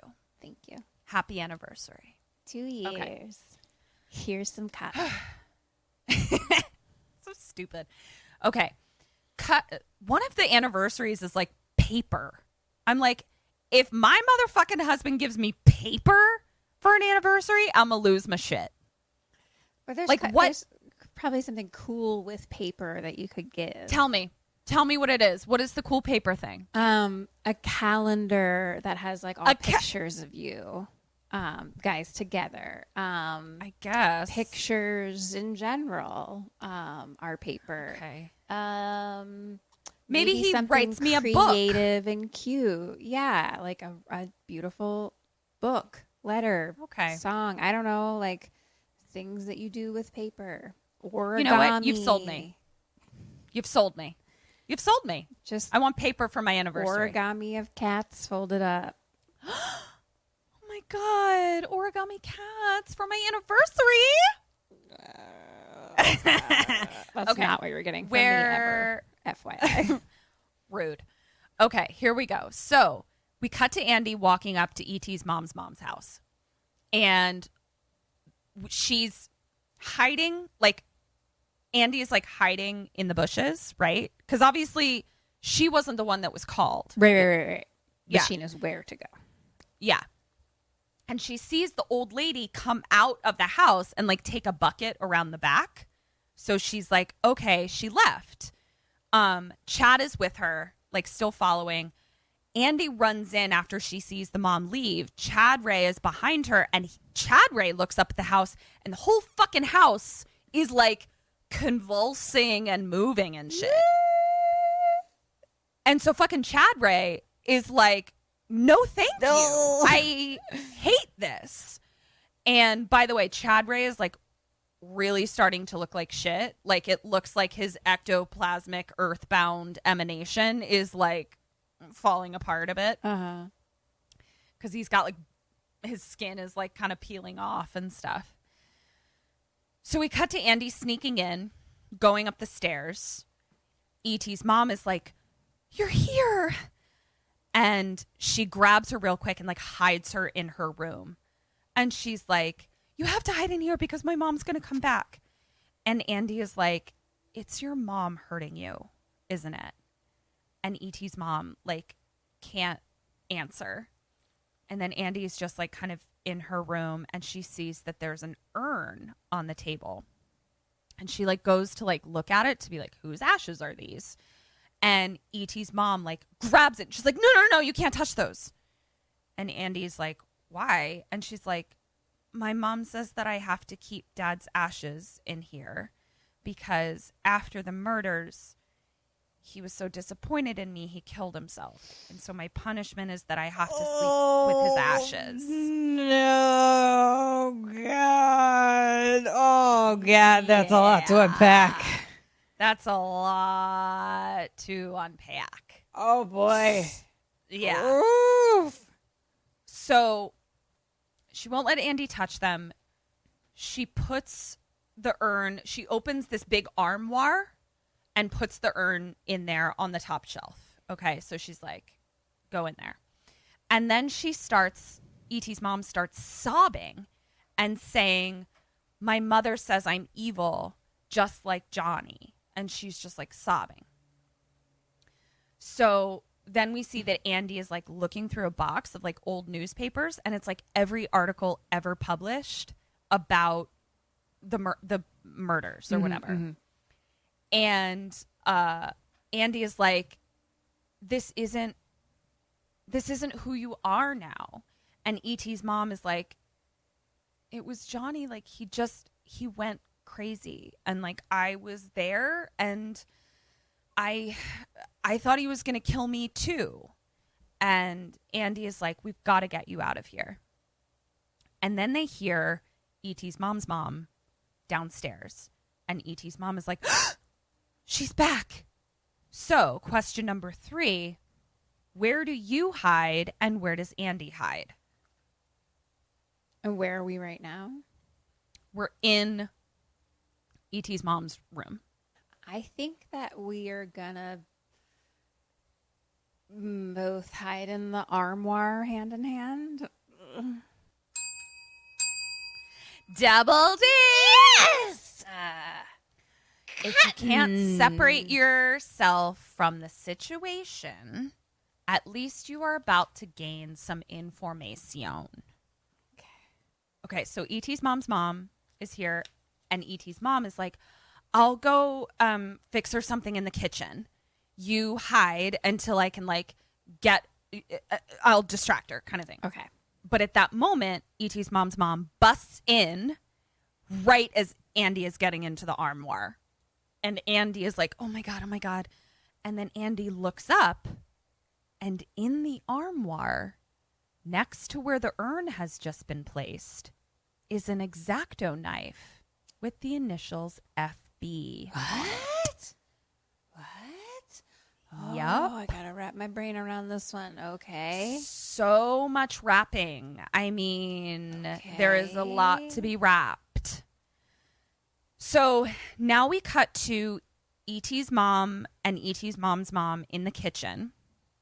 And E.T.'s mom is like distracting her, like, Mother, would you like some sushi? Whatever. I don't know. Coffee. I do it handmade. I'm wonderful at it. Yeah. I think coffee probably is more likely. She's not than a sushi? Sushi chef. Yeah, no. A sous chef? Sushi chef? Wait, no, a sous chef is just an assistant chef. It's a sushi chef. It's a sushi chef. And Andy, as this is happening, is like trying to sneak out of the house. Right? Good. But then we cut to a shot of the urn again, and something emanates out of it.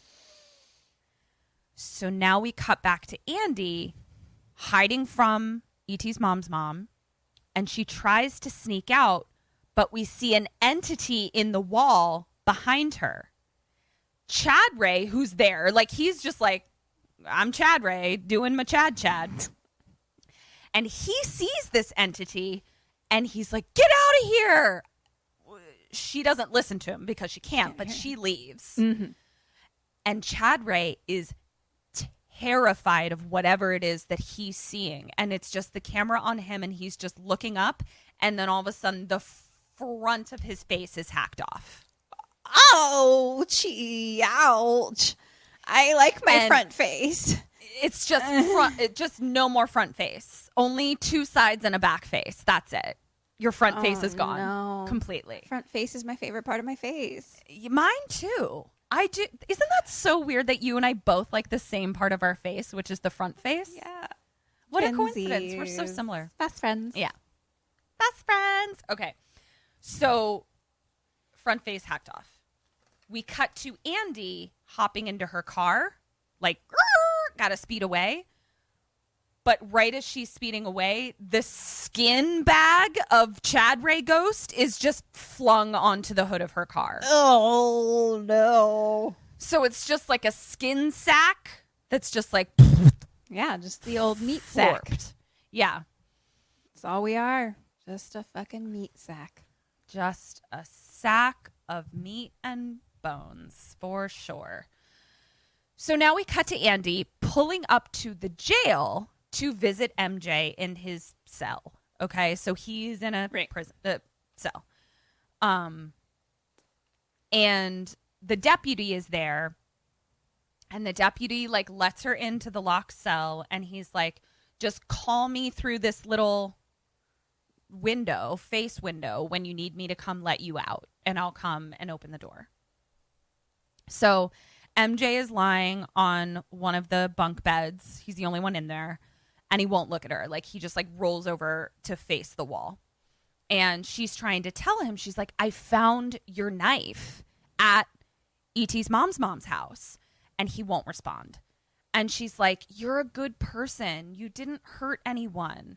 And at this point, I was like, bitch, you don't know. Like, I know that I know he's MJ, but, like, you don't fucking know him. You really don't. Like, I guess she could be having, like, a feeling, which I'm like, okay, feelings, but you and I know we've had feelings for people that, you know, turned out to be real Chads. Killers. Am I right? Yeah, Chads and serial killers, equally destructive is what I'm saying. So she's really getting on him now, and she's like, she gets really mad. She's like, you're not the only person who's lost someone. Like, you can't just give up. And she's like, you act like you have no feelings, but you're just scared. Again, how do you know? You have had conservatively 2 interactions with this human being. But I guess she just, I don't know. Mm-hmm. So MJ is like, finally rolls over and he's like, I don't want to hurt you. And they have a romantic eyeball moment together. I love romantic eyeball moments. It was and like MJ's little eyeballs are just like so cute. Like, he still has like little boy eyeballs, you know, like forever. Like, he's got forever little boy eyeballs. Yeah. Aww. And she like wipes a tear from his little boy eyeballs, and then they hug. And we see over her shoulder, like Stu and Chi have come in, and they're like, hey, and he's like, get out of here. Like, get out of here. And then they pull away from the hug, and MJ sees she's got a 41 on her head. No!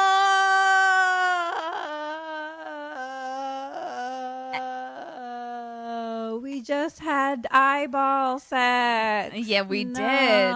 Immediately after eyeball sex, she has a 41. And here comes the Grim Reaper into the jail cell, and he reaches into Andy's chest and squeezes her heart. Then the ghosts come in behind the Grim Reaper, and they're trying to hold him off, but it's not going well. So, like, the Grim Reaper, like, let go of her heart, and she was like, but MJ is now like, fuck. So they have to get out of the cell. Right. Kim, what do you do, and what do they do? Okay. I'm going to call the little deputy So it's person. clear that the ghosts are kind of like trying to fight off the Grim Reaper right now. Right. Okay, great. I'm just going to call the deputy guy, and then kind of the second he opens the door, kind of ambush him a little and just run. Okay. Hand in hand. And what do... I don't know. Hand in hand. That is exactly what happened with Double Ding. Damn! What's up? 2 double dings in a row for our 2-year anniversary. That was 3 double dings in a row, bitch. Was it? Yeah. Was it 3 double dings? Oh my God, it was. You're getting so good at this. It's like we've been doing it for 2 years. Okay. So he tells Andy, call the deputy. She calls the deputy. He comes to the door. Right as he comes to the door, MJ like pushes himself up on the bunk beds kind of so that he can like kick the door with both feet, and it like knocks the deputy back and they run out. So they're running out. Stu and Chi are like still trying to fight off the Grim Reaper, like sweet little baby ghosts. And Andy and MJ are running through the hallway. Cut to them being stopped in the hallway by fucking Milton. Like, oh, Milton. We have enough to deal with. Every time Milton came on screen, I was like, I don't have time for you. We have other plots happening, Milton. Please. So he pops up. So now they're stuck between Milton with a shotgun and Grim Reaper right behind Milton with them. a shotgun. God damn it. Oh, my gosh. It's death or on not either a shotgun. side. I mean, a gun, but a gun of some kind. And so they're like, what the fuck do we do? Andy knows that there is something there, but she obviously can't see the Grim Reaper or the ghost. But like, she knows that like MJ is like, we have to get out of here kind of thing. Right. So Andy, this is another question I was going to ask you, but you wouldn't have. It's too complicated. So Andy sees Milton. She runs to Milton and says, he's gone crazy, save me. And so Milton is like, aims to shoot MJ, but right as he's about to shoot, Andy grabs a fire extinguisher off the wall and sprays him. Oh, that is complicated. Yeah, exactly. Chi is now fighting off the Grim Reaper again behind MJ. Wait, did I miss something? Oh, one thing I did miss. Stu didn't make it. No. Stu got scythed by the Grim Reaper. So now Chi is fighting because he's a really good ghost baby, but also because he's a really sad ghost baby. Because Stu, his best friend, is gone. Yeah. So Chi is still fighting off the Grim Reaper again behind MJ. Chi tells MJ to run and then right at that moment, Chi is re-killed as well. No. So Stu all my and ghost Chi, friends are being killed. I know. But let me remind you, you know who has minded their own damn ghost business? Ghost Dog. So guess who's still around? Your ghost doggy. Yeah, ghost. Just want to remind you. That's so good. MJ's really smart. As he runs past fire extinguished Milton, he like grabs Milton's gun. So now he has Milton's gun. They're running away, and they're running away from the Grim Reaper. But like, again, Andy is just like, I'm running where you tell me to run. Right, yeah. And they're now like kind of trapped on a roof. Like there's nowhere else to go. And so MJ is kind of like explaining like what's happening. And then he's like, it's the thing that grabbed your heart or whatever. Like that's the thing trying to kill you. And MJ is like, I can't fight it like this. Like there's nothing I can do. I have to have an out of body experience. So he takes Milton's gun and puts it to his head. Kim. What do you do and what does Andy do? Please remember Andy's occupation. Okay. I guess that we let him shoot himself in a way that I could bring him back to life. I'm no doctor, so I don't know that way, but whatever that way is, okay, that's what we do hand in hand. Ugh.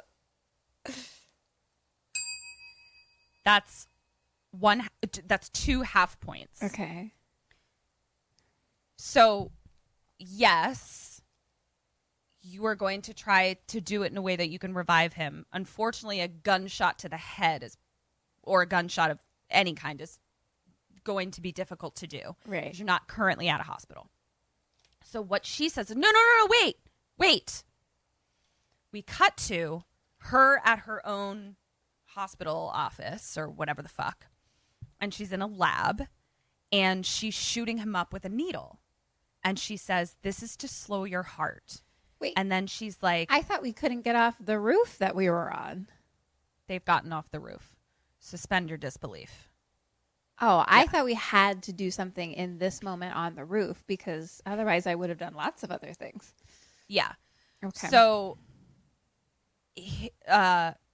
she's like, you have I'm going to slow your heart rate.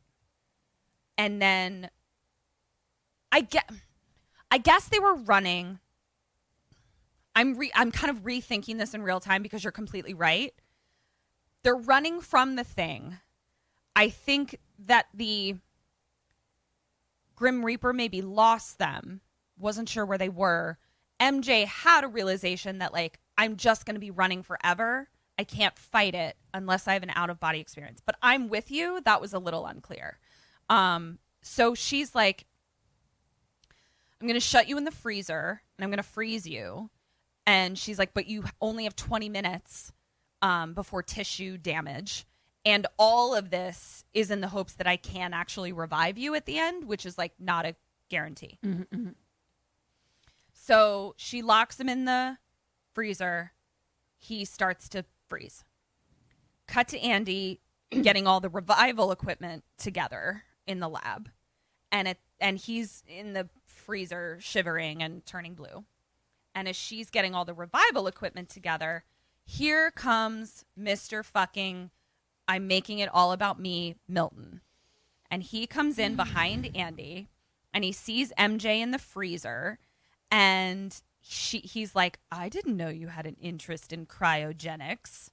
And Milton is like, she goes to, like, let him out. And he pushes her away. And he's like, and why would we do that?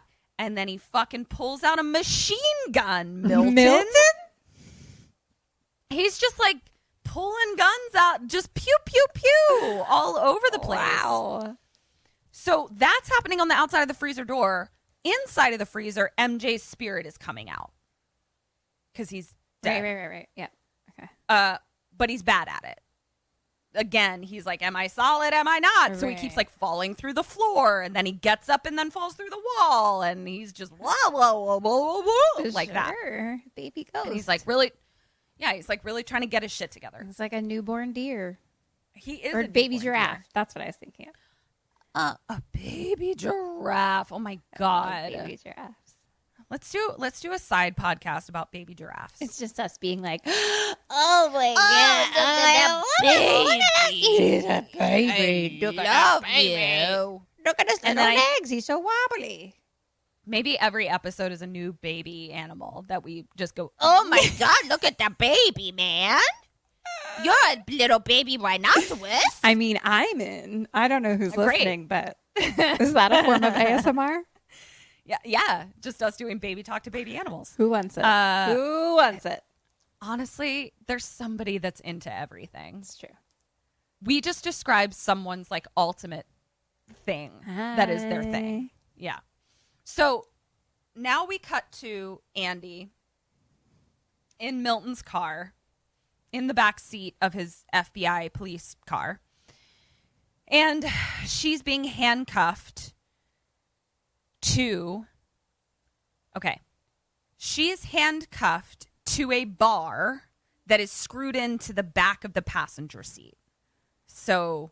Okay. Her handcuffs are, like, wrapped around that handcuffed, okay? Screwed into the back of the seat. But it's like a car, not like a van situation. Yeah. It's a car. Milton goes to get into the car, but right before that, he goes to pull something out of his jacket, like a gun or something. But it's not. It's a hemorrhoid pillow. Ha, ha, ha, ha. Jokes. Andy starts screaming. for him to let her go. And Milton is like, but he just turns the radio up really loud so we can't hear. Milton. Go this? find your own story. What is this gagging at women's? Can you please postmortem that? Is that a thing? What the fuck? Yes, I definitely will. So he turns on the radio, drowns her out, and drives away just as MJ like comes out of the wall, you know. And we cut to MJ seeing Milton's car drive off. Shit. But we see that the Reaper is on top of the fucking car that they're in. No. So now the Reaper's on the car. MJ kind of like floats down the hill like to meet them. And he's like, whoa, whoa, whoa, whoa. And just as the Reaper is about to scythe him / grab, or grab Andy's heart or whatever. So like basically what he does is he floats down and like rips the Grim Reaper off because he's like a ghost now, so he can like handle it. And right as he's about to scythe MJ, a semi-truck like hits the Grim Reaper and kind of like smushes him everywhere. Which buys MJ some time. Great. So now we cut to Milton and he's pulling into the cemetery. And she starts screaming, like, take me back, take me back. And he's like, I will, but in 11 hours? Maybe he said minutes. He might have said minutes, I think, in 11 minutes. So she starts screaming again. He gets out of the car, like, whimpering, like, just like,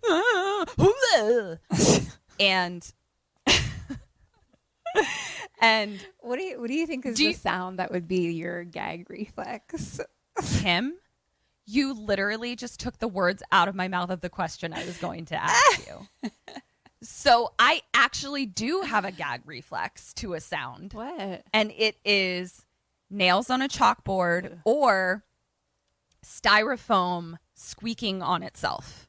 Mm-hmm. Both make me have a gag reflex. And I can feel a half gag just talking about the sound. Yeah, I don't mind styrofoam on styrofoam. Nails on a chalkboard and nails on other things similar to that give me chills. Yeah. Mm-hmm. But you don't get a gag feeling in your throat? Maybe low key, but not that. It's more chills. Like I'm just like, ugh. Yeah. Ugh. So I think there is, like, even though he's like a ridiculous character, I think there is some people who have like a gag reflex to an auditory response. Sure. But maybe I'm going to postmortem that because I've always wondered why. It's pretty embarrassing when I'm in a classroom and I've had kids like be assholes and scrape on the that's like a universal feeling. But it's super embarrassing when you're in a classroom at the head of the classroom of 16 high schoolers and you go like that. Yeah. And then they're like, oh, if we scrape our nails on the chalkboard, then she gags and it's funny. Yeah. It's really fun when they do that. Anyway. Mine's alarm sounds from your bedroom. Right. So that it was just you barfing every morning all over the apartment. Yeah. Yeah. That's why I always had barf all over my room when I got home. You thought it was you drunk. No. I did. Yeah. Okay. So he starts whimpering again and like gets out of the car and is just like, ew! And now he's standing in front of the car, like, so the headlights are shining on him. Okay. She looks at the clock and it says 8:51. Okay. She only has till 9:00 to revive him. And also we see that she's chained to the bar that is screwed into the back of the seat and she has a quarter in her hand. That's all I'll say. Milton has gotten out of the car. He's walking to the inferno. What word was I trying to type there? To the front of the car. And he's unbuttoning a shirt. That's what he's doing. He's standing in front of the car, unbuttoning his shirt. Okay. Spouting off about... He thinks this is his story. And I'm telling you, Milton, it's not. It's not. Okay. So he can't really see what Andy is doing in the back seat. So my question to you is, Kim, what is Andy doing in the back seat? She's going to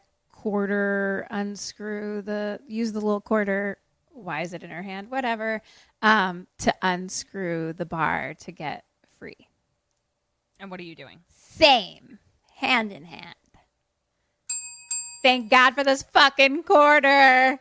Right? I seriously was just like, where'd you get that quarter? And again, I'm like, I guess I could have missed it. Maybe there was like some very smart quarter situation that happened. From my perspective, a quarter appeared in her hand. Sure. So, I mean, there is a coin shortage, so we all got to hold real tight onto those quarters. I would love a quarter in my hand right now. Yeah. I could use quite a few of them. Yeah. Okay. So, yes. So she's unscrewing the quarter. She's looking out the windshield because she doesn't want to alert Milton to what she's doing. And Milton has opened his shirt, and there are scars and swastikas and burn marks all over his body, pentagrams and all kinds of shit. Okay. And he's up there going, my body is a roadmap of pain, but pain has its reward. And I'm like, Milton, you're so extra. So extra. And what story are you in, sir? Like, this is not the story of the sex cults you were undercover in. We have a Grim Reaper ghost on the loose. Like, what is your deal? So she unscrews the thing. Okay. She unscrews the thing. MJ has finally made it to the cemetery. Ghost MJ. Yay. Kim, as Ghost MJ, what do you do? And what does MJ do? I think that, so does Milton still have like guns and stuff? Like, what's his situation? Yeah, we can pretty much assume Milton always is one grab away from a gun. But he's standing outside the car. I think that he is going to drive the car back to the freezer place. And what do you do? I'm gonna do it fucking hand in hand. A lot of hands in hands in this one. Why the fuck not? Let's get on in, drive it around. Another double ding, bitch. Wow, I am in this movie, and it's I your am fucking winning. day. It's your fucking day. So yeah, he gets in the car, and we see that the car moves into gear, and Milton is going on about something or other about pain providing clarity or some shit, and Andy sees the car move into gear, and she's like, "MJ, is that you?" Now we cut to a POV of the Reaper, who's on his way to the cemetery as well. Cut back to Milton, and he thinks that he's now developed the skill to move things with his brain. Sure. So he thinks he's moving the car. Milton! But then he realized, Milton, it's not about you! It's not about you, Milton. So he's like, oh my God, I'm doing this with my mind. But then he realizes that, like, the car is, like, moving away from him. Like, he's like, stop. Stop, brain. Car brain, stop. And it won't stop. Car brain, stop. Car brain car. But at that moment, the fucking general pulls MJ's ghost out of the car. The ghost general? The ghost general pulls him out of the car. Get scythed? The ghost general did not the get general. scythed. Who's the pew pew one? That was the judge.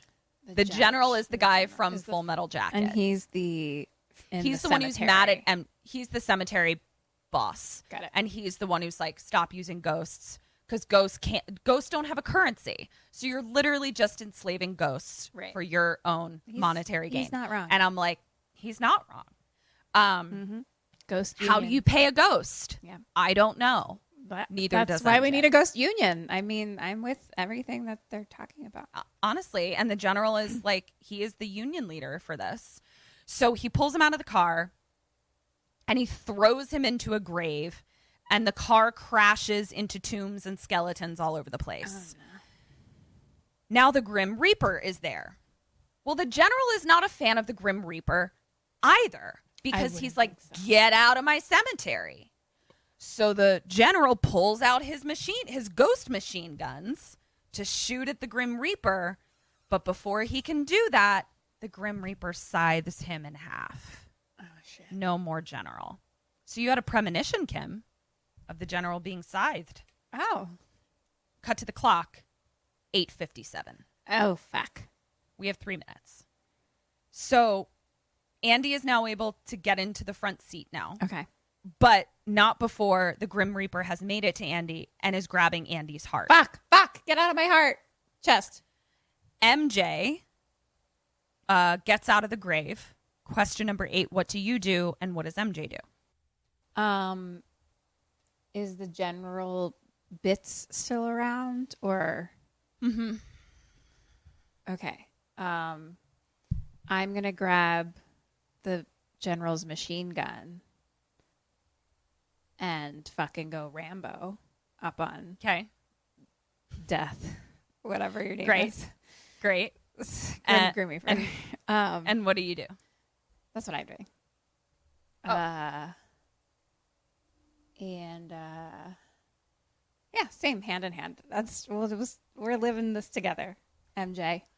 You're in it. Yeah. Double dang! Oh, 2 years. Yeah. 2 years. Look at me now, Mom. You're really doing it. I'm a real girl. So he grabs the machine guns because ghost guns can ghost kill ghosts and Grim Reapers. Sure. So he does exactly that. He shoots forever. He's a real fucking Sammy. He doesn't shoot just long enough for the Grim Reaper to go away. He fucking chases that motherfucker Especially with a fucking machine gun. And he's just like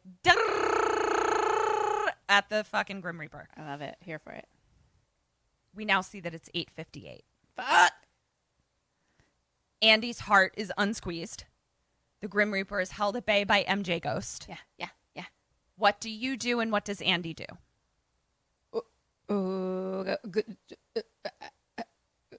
Drive back to the freezer and bring MJ back to life, hand in hand. I think. Luckily, it only takes 2 minutes to get everywhere in this town. Everywhere. Yep. Yes. I'm gonna say it takes 30 seconds to get everywhere because you still gotta get out of the car, walk up a few flights of stairs. Yeah. Open the freezer. Round trip, 30 seconds everywhere you gotta go. Great. So yes, she gets in the car, drives off to unfreeze MJ. Milton is chasing after her because Milton can't fucking see. Like he has no idea what's happening. Yeah. So cut to MJ just firing forever, and he's basically able to shoot it enough that it kind of like globs apart. Like he has the Grim Reaper has like so many bullet holes that like he can't quickly like put himself back together. So he's just like blobbing everywhere, like Terminator 2 style. Yes, and globs apart, and there is a face splat of the Grim Reaper that's just like splatted up against a tombstone that's been shot off, and it's just like a really scary face, and the face is like dripping down the tombstone, and it's his front face. It's his front face. He's got shot right off. Totally. Gotcha. So he picks up the front face and he like throws it against the stone like a bunch of times. Whoa. And it fucking globs the face into Johnny Bartlett's face. Ooh, that's interesting. Yeah. So Johnny Bartlett and MJ are now talking to each other, and Johnny Bartlett's face is just a face glob. And he's like laughing, and he's like, I got me a score of 40. And all the ghosts of the cemetery are like crowding around, like, what's going on? Like, what's happening?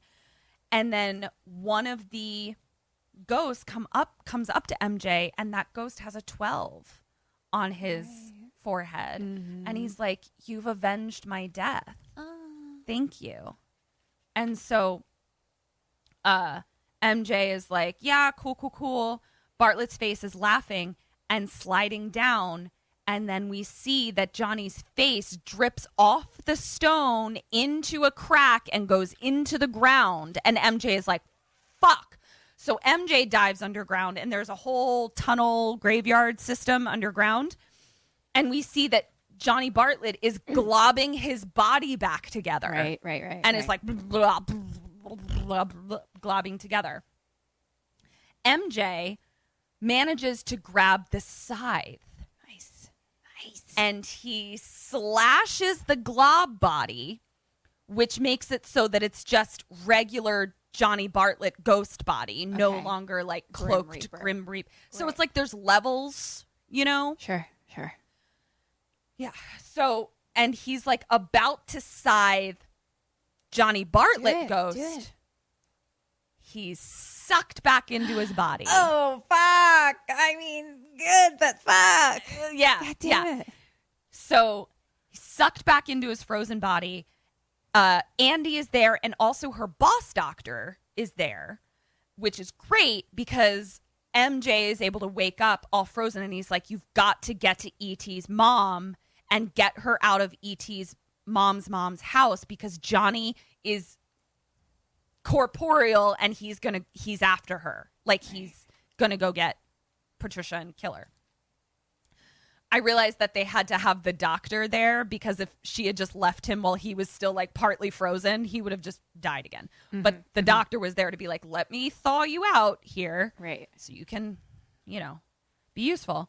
So we cut to Andy pulling up to E.T.'s mom's house, and she runs in and she's yelling for E.T.'s mom. And we see that E.T.'s mom is just standing in the living room, just staring. And creepy wind is just swirling around, and Andy is like, you've got to come with me. E.T.'s mom's mom comes downstairs and is like, get out of here. And she's like, E.T.'s mom, go up to your room. And Andy is like, I saw MJ's knife in the armoire. And E.T.'s mom's mom is like, what are you doing in our house, or whatever the fuck. And she like E.T.'s mom's mom follows E.T.'s mom out, and Andy is just kind of like standing there and kind of looking around. And then E.T.'s mom comes back in and she's like, Mom says we can go to the police now. She believes us. And Andy's like, great, let's go. And E.T.'s mom is like, no, we have to wait for Mom. She'll be right down. I can't leave without her. And she's like, Andy's like, we have to go now. Johnny is back. And E.T.'s mom looks terrified. And she's like, I know he's back. He visits me at night. And she's like crying, and she's like, why does he do this to me? Why does he torment me? E.T.'s mom. She's like, am I being punished? And she sits down in a chair, and Johnny, we see, appears behind Andy. Andy doesn't see him. And he's no longer the Grim Reaper. He's Jake Busey now. Because MJ killed one level. And he's like, I want to kill her now, Patty. It'll give us 41, breaking all the records. E.T.'s mom says, yes. But Andy thinks she's responding to a question she just asked. And Andy is like, what? And E.T.'s mom is like, I'm sorry. Well, we should wait for Mother. And Johnny is like walking around going off about records and all this kind of stuff. And he's like going in and out of Patricia, E.T.'s mom, and all this kind of stuff. And she's responding to Johnny, but it sounds like she's responding to Andy over and over again. And she's like caressing nothing. So Andy just sees her like caressing nothing, but it's Johnny's face. And she gets up and she's like, let me get my coat. Instead, Johnny and E.T.'s mom go into the kitchen, and we see E.T.'s mom get a knife. And she's just like orgasmic. Like she's just like, oh my God, it's going to happen. And like totally losing her mind. Oh my God. E.T.'s mom's mom was right. Yes. Cut to Andy running upstairs being like, E.T.'s mom's mom, we need to go. E.T.'s mom's mom? E.T.'s mom's mom. She goes into the room. She's murdered all over the bed. E.T.'s mom's mom is dead. Oh, shit. So now, this is when Andy is like, well, shit. Fuck. God damn it. And right then, here comes E.T.'s mom with a knife. Andy manages to like fight her off in the room, gets out of the room, and is able to like lock her in the room. Because obviously all the doors in this house would obviously lock from the outside because E.T.'s mom's mom was always trying to like, you know, keep her inside. Right. So she locks her in and she's like, phew. But she locked her in there with a shotgun, apparently, because here comes a shotgun through the door. God damn it. And Andy's like, God damn it. And at that moment, Me too, girl. Me too. Rug Ghost grabs her. Oh, no. Rug Ghost. So now Rug Ghost Johnny Bartlett, Grim Reaper Man, is strangling her. Thank God MJ arrives. He thawed out very quickly. Thank God. And he manages to like fight off the rug spirit. E.T.'s mom has gotten out of the room and is chasing them with a shotgun. Johnny Bartlett Ghost then uses a painting of a person to be that painting and like is trying to like get MJ. MJ takes the painting and like slams him over a bed post knob. Yeah. So now his spirit is like, where do I go? Uh-huh. But then we see it shoot into the urn of his own ashes. And so MJ is like, aha. So he closes him into the urn and he's like, we've got to get these ashes to a church. Oh. I thought that the ashes were E.T.'s mom's dad. Was she lying? Okay. Yeah. Because she didn't want to say like. Right. I thought that they were his in the beginning, but then she said, okay, got it. Yeah. Interesting. It was the old redirect. Yeah, that's not. That is what the it old- was. The Switcheroo. old switcheroo. There we go. Yeah. Got you. So he's like, we got to get these ashes to a church. Put him in Luckily- holy water. Bathe in holy water. That's how I survived. That's what they're going for. Luckily, Andy remembers from her documentary, she's like, there's a chapel at the old insane asylum, which apparently is neighbors with the house they're in right now. Great. Everything's 30 seconds away, you know? Side note, this whole hubbub in the house, we haven't been in the house very often. We were in the house in the beginning. We had a little house time in the middle. Now we're at the house for a bit now. If you had asked me, where does this movie take place? I would have said 100% in a gothic house with rug ghosts strangling people the whole time. All 1 hour and 50 minutes. That's how you remembered it. That's all I remember. Right, got you. All I remember. So take it to church, cut to them looking through the chapel in the old abandoned hospital, and they're looking for the chapel. Now, here's what I'm going to describe. It's all decrepit, hospital, deserted. MJ is having some issues because he keeps flashing in and out of the night of the massacre and real time. Oh, and he keeps being like not knowing where he is because all of a sudden he's like talking to Andy and then all of a sudden there's like orderlies everywhere and he's like, what the fuck is happening? But he gets some useful information. So he flashes into the past and in the scene he hears two nuns ask a doctor where the chapel is. And the doctor says it's on the 4th floor. Oh, great. At that point, the same doctor is talking to an orderly, and he's like, orderly, hey, moron. And then we see the orderly uncover whatever was on his table, pick up a shotgun, turn around. It's Jake Busey, John Bartlett, and it's his crazy face, and he goes, I guess you're number one. And so MJ sees like the massacre begin. So MJ is going in and out of the flashback. Andy gets him to come to. Like, she's like, what's wrong with you? And he's like, don't worry about it. The chapel's on the 4th floor. Take the urn. Go. But he's in and out of the massacre in real life. And he sees, at this point, baby E.T.'s mom holding a knife walking around the hospital. Because remember, he wasn't there for all of that. So he's learning. He's like, oh, shit. Like, she was in on it. Terrorizing people with the knife. Then reality E.T.'s mom has arrived with a shotgun.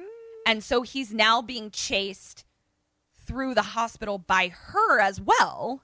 But also, like, I would like to stay in reality so that I can know who's about to shoot me. Right. Complicato. So, blah, blah, blah. This is all happening. Then MJ is confronted with flashback Johnny, who shoots him, but not really. Shoots him back into reality. And he realizes that he's lost track of where Andy is. So he's just like, I don't even know what's happening. Right.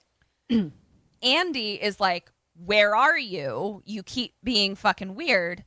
And then goddamn fucking Milton shows up. Milton! And like Milton! puts his hand over Andy's mouth so she can't scream, to be like, I'm right here, MJ. And so he doesn't barf. Oh, right. Yeah. And so he doesn't barf. Yeah. And so now MJ is like looking for Andy, but he like can't find her. And she's like on the other side of the wall, like, and at that moment we see that MJ actually like almost steps through the floor. Like, it's like, so, and he's like, oh shit. Like, he almost fell through the fucking floor. Looking for her. Then he hears E.T.'s mom, so he hides under a bed. Cut to Milton and Andy. She fights him off and manages to get into an old elevator shaft with the urn, and like she goes down. And Milton is like, foiled again. So wait, say that again. What did they do? Into an elevator shaft? She got away from Milton, like into an old elevator shaft, and like made it. It's one of those like but it was manual just elevator. her by herself. Just her by herself. Okay. Yeah.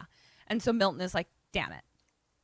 So MJ is hiding under a bed in and out of reality. So like he sees real life E.T.'s mom looking for him with a shotgun, but then he'll also see like John Bartlett and baby E.T.'s mom like canoodling and like, we're killing all these people, and just being fucking psychos. Okay.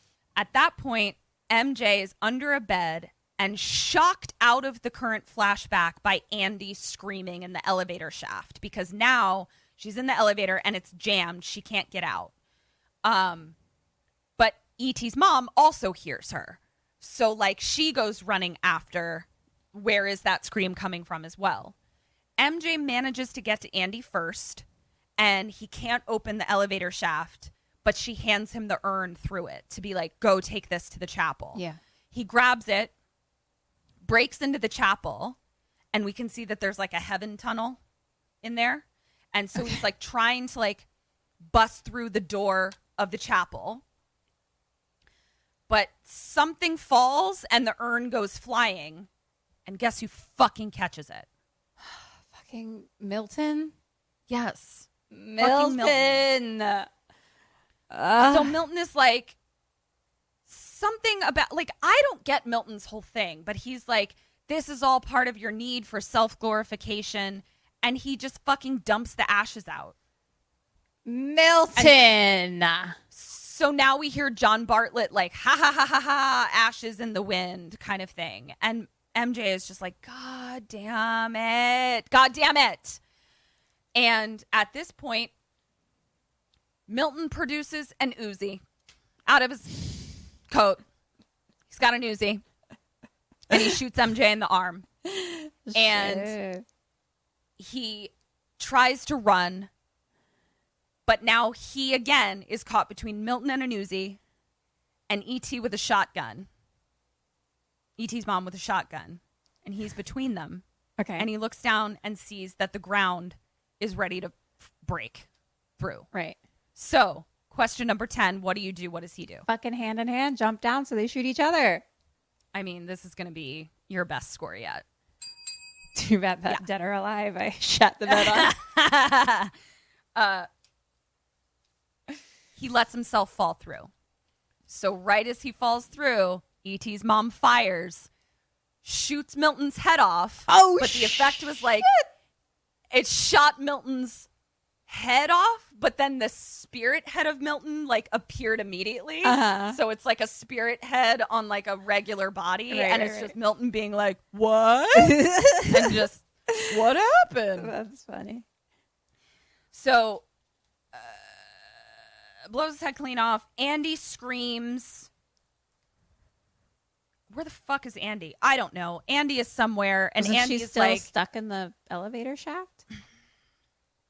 She's still stuck in the elevator shaft. I think she's still stuck in the elevator shaft.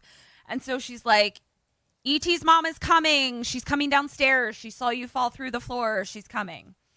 And so E.T.'s mom hears her, shoots at the elevator, which then unjams it. And the elevator goes down another floor to where MJ is now. So she gets out. She's like, MJ, are you okay? And he's like, ugh, I fell through the floor. Here comes E.T.'s mom with a shotgun, and E.T.'s mom hits Andy in the head with the butt of her gun. Okay, so Andy is now on the ground, and she's like, I'm headbutted. MJ is now having a flashback, and he now remembers the crash of his wife. The way that Andy is lying on the ground, he remembers. And he remembers that the part he forgot was that he saw Patricia, E.T.'s mom, standing over his wife's body. And she was the one who carved the number into his wife's head. So she and Johnny were the knife, the X-Acto? What? X-Acto knife. Yeah. So basically, like, they must have come upon the crash when they were trying to escape from being arrested, I guess. Maybe they weren't arrested immediately. Maybe this was all, I'm not entirely sure. No, because that was years later. No, because, he's already dead by then. It was years later. Yeah. So it was Johnny Bartlett's ghost and real life Patricia who were killing together. Okay. Because she was number 13, right? And there was 12 in the hospital. So that was like the first one since the hospital. Thank you for explaining my own movie to me. Wow. I appreciate it. Yeah. You're welcome. I'm here for you.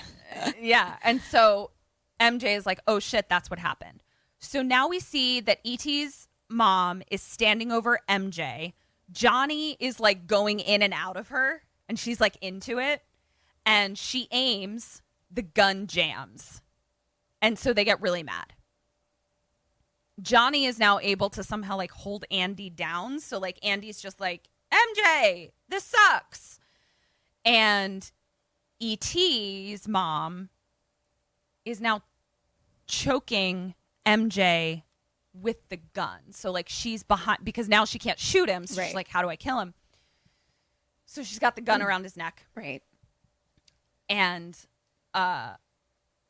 is choking him. Last question. And I wrote, if you get this, I'm going to be impressed. What does MJ do and what do you do? So you're being choked. I'm being choked by E.T.'s mom. Yes. And what's the other people doing? Andy is on the ground, unable to move because Johnny Bartlett's ghost is like holding her down. Okay. I'm thinking a couple things. Great. Where I could do the whole be dead again thing. Okay. Like let her choke me out. So I become a spirit guy. Mm-hmm. And then get rid of Johnny. And then come back killer. It's dicey. It's a lot. Yeah. You don't know if you're going to be able to come back. Am I going to come back? Am I not? But I'm being choked by a shotgun. Mm-hmm. Okay. So right here. Okay. I'm gonna. Kim's acting it out, guys. That's really cute. I had to feel what was happening. Yeah. I'm gonna flip her over. You know, the whole flip of you. Like if she's behind me, I'm gonna flip her over my back, and then that whole flip. I'll have the fucking. I have a gun now, bitch. And then I'm gonna fucking hit her with the butt of the gun forever. And what was that? You? That was me. Okay. And what does MJ do? I mean, you said it's really hard, so I guess we'll just go hand in hand because I don't know what else to do. That's 1/2 point. Okay. For you, I think your strategy, you could have taken E.T.'s mom, her physical corporeal body. Right. But you probably wouldn't have saved Andy because Andy's probably going to get chest squeezed by who's he what. I was under the impression that he couldn't do that because he didn't seem to be doing it. I only thought like Grim Reaper Johnny could do it. We'll learn why he wasn't doing it. Oh. So. Okay. Do tell. So MJ dies. Oh, fuck. God damn it. Motherfucker. I should have trusted my gut. But here's what he did. And here's the part where I was like, I don't even know. Like, I didn't even know that this science was possible until I saw it. His ghost body comes and grabs E.T.'s mom's ghost spirit out of her physical body. Oh. So he's like, gotcha. And, I skipped a part, but that's fine. So right before he comes back to be like, here's my ghost body grabbing your ghost body, she's all like turned on. And Johnny is like, how are we going to kill her? So the reason that he hasn't ripped her heart out is because they're getting off on it. Now they want to kill together. Mm-hmm. So E.T.'s mom goes into like the garden storage of the hospital and grabs like a hoe kind of thing. And she's like, I'm going to hoe her or whatever. Right as she's about to chop Andy, that's when MJ's ghost body grabs her ghost body out. Okay. And at that moment, MJ pulls her up into the heaven tunnel. And she's like, no, Johnny. And so Johnny's ghost body is like swimming through the heaven tunnel, trying to get up there. Like, no, don't take her. Don't take her. And finally, as they're like shooting up into the heaven tunnel, Johnny like grabs onto E.T.'s mom's hand and is able to like grab her. And MJ makes it to the top and he's like in heaven. And the two of them are just like hugging each other at the top of the tunnel, being like, we're going back down, bitch. We got away. Ha, ha, ha. And they're just like taunting him. MJ turns around. Stu and Chi McBride are there. Yes. And they're like, what's up, buddy? And he's like, I've got to, look what's about to happen. And Chi and Stu were like, don't worry about it. It's fine.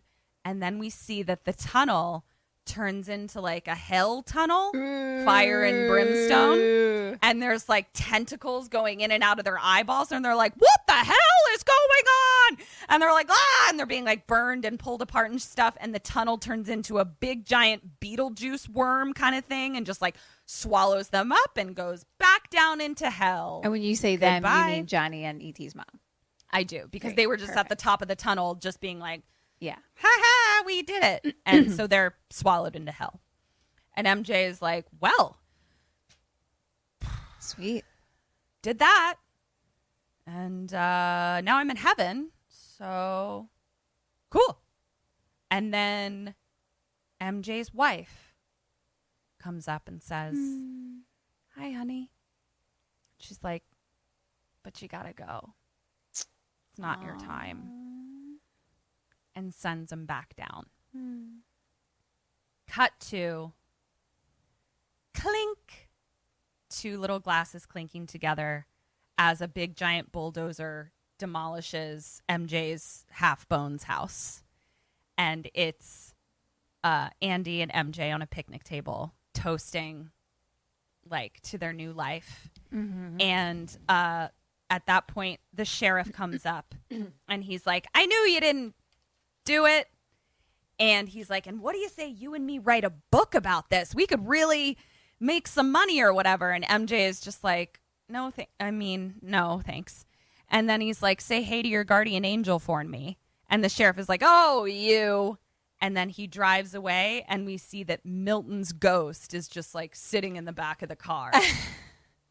And at that point, Andy is like, "Wow, he really does have a guardian angel." And MJ is like, "What?" And she's like, "Sometimes traumatic experiences." She can see him now too. She can see him now too. Oh shit. And then it goes out with her putting the blanket over her head, pretending to be a ghost. And it's, "Don't fear the Reaper." And then it's credits. Fun. The Frighteners. Whew, that was a doozy. There was like 6 stories happening all at once. Yeah. It was a lot. All right, let me total your points. I feel like you did really well. Be right back. I always feel that way. And then the Dead or Alive get added in, and that doesn't really work out for me. Kim, you're in a punk rock band called Duh, and you're on tour. Only problem is your roadie turns into a man-eating monster after midnight. What do you do? Fuck. He might be killing all of our listeners. Okay, I gotta get rid of him. I mean, honestly, here's what I'm gonna do. I'm gonna fucking strangle him with the cords, and I'm gonna stab him with my drumsticks. That sounds good to me. That's a ding for you.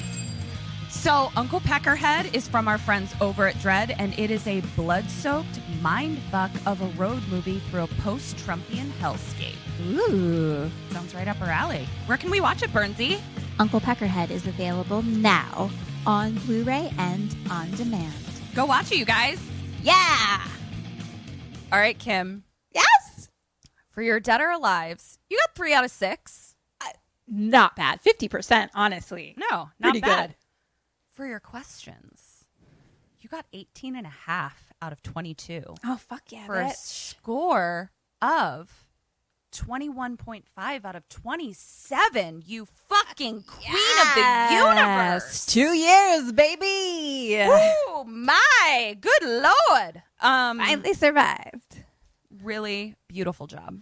Thank you so if much. I do say so myself. Felt good about that one. You did an incredible job. Incredible work. You're a pro. You've been doing this for 2 goddamn years, and I couldn't be more proud of you. I'm going to throw my hat in the air.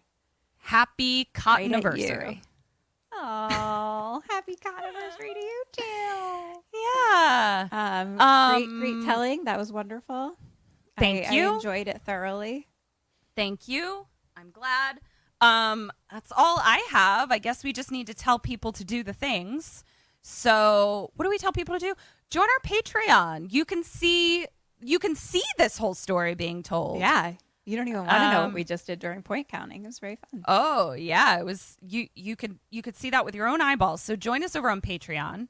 Follow us on all the things. kksampodcast at kksampodcast. What else do we tell people to do? If you could just, subscribe, rate, and review. Subscribe, rate, and review. The Apple iTunes. If you have an iPhone or Apple situation, that would be wonderful. That would be great. And and our Facebook group. Join our Facebook group. It's so fun. We're having so much fun over there. Everyone's the best. Yeah, so come on over. So this has been Kim and Kat Stay Alive. For 2 fucking years. Maybe. Yeah, so until next week, stay alive. Goodbye.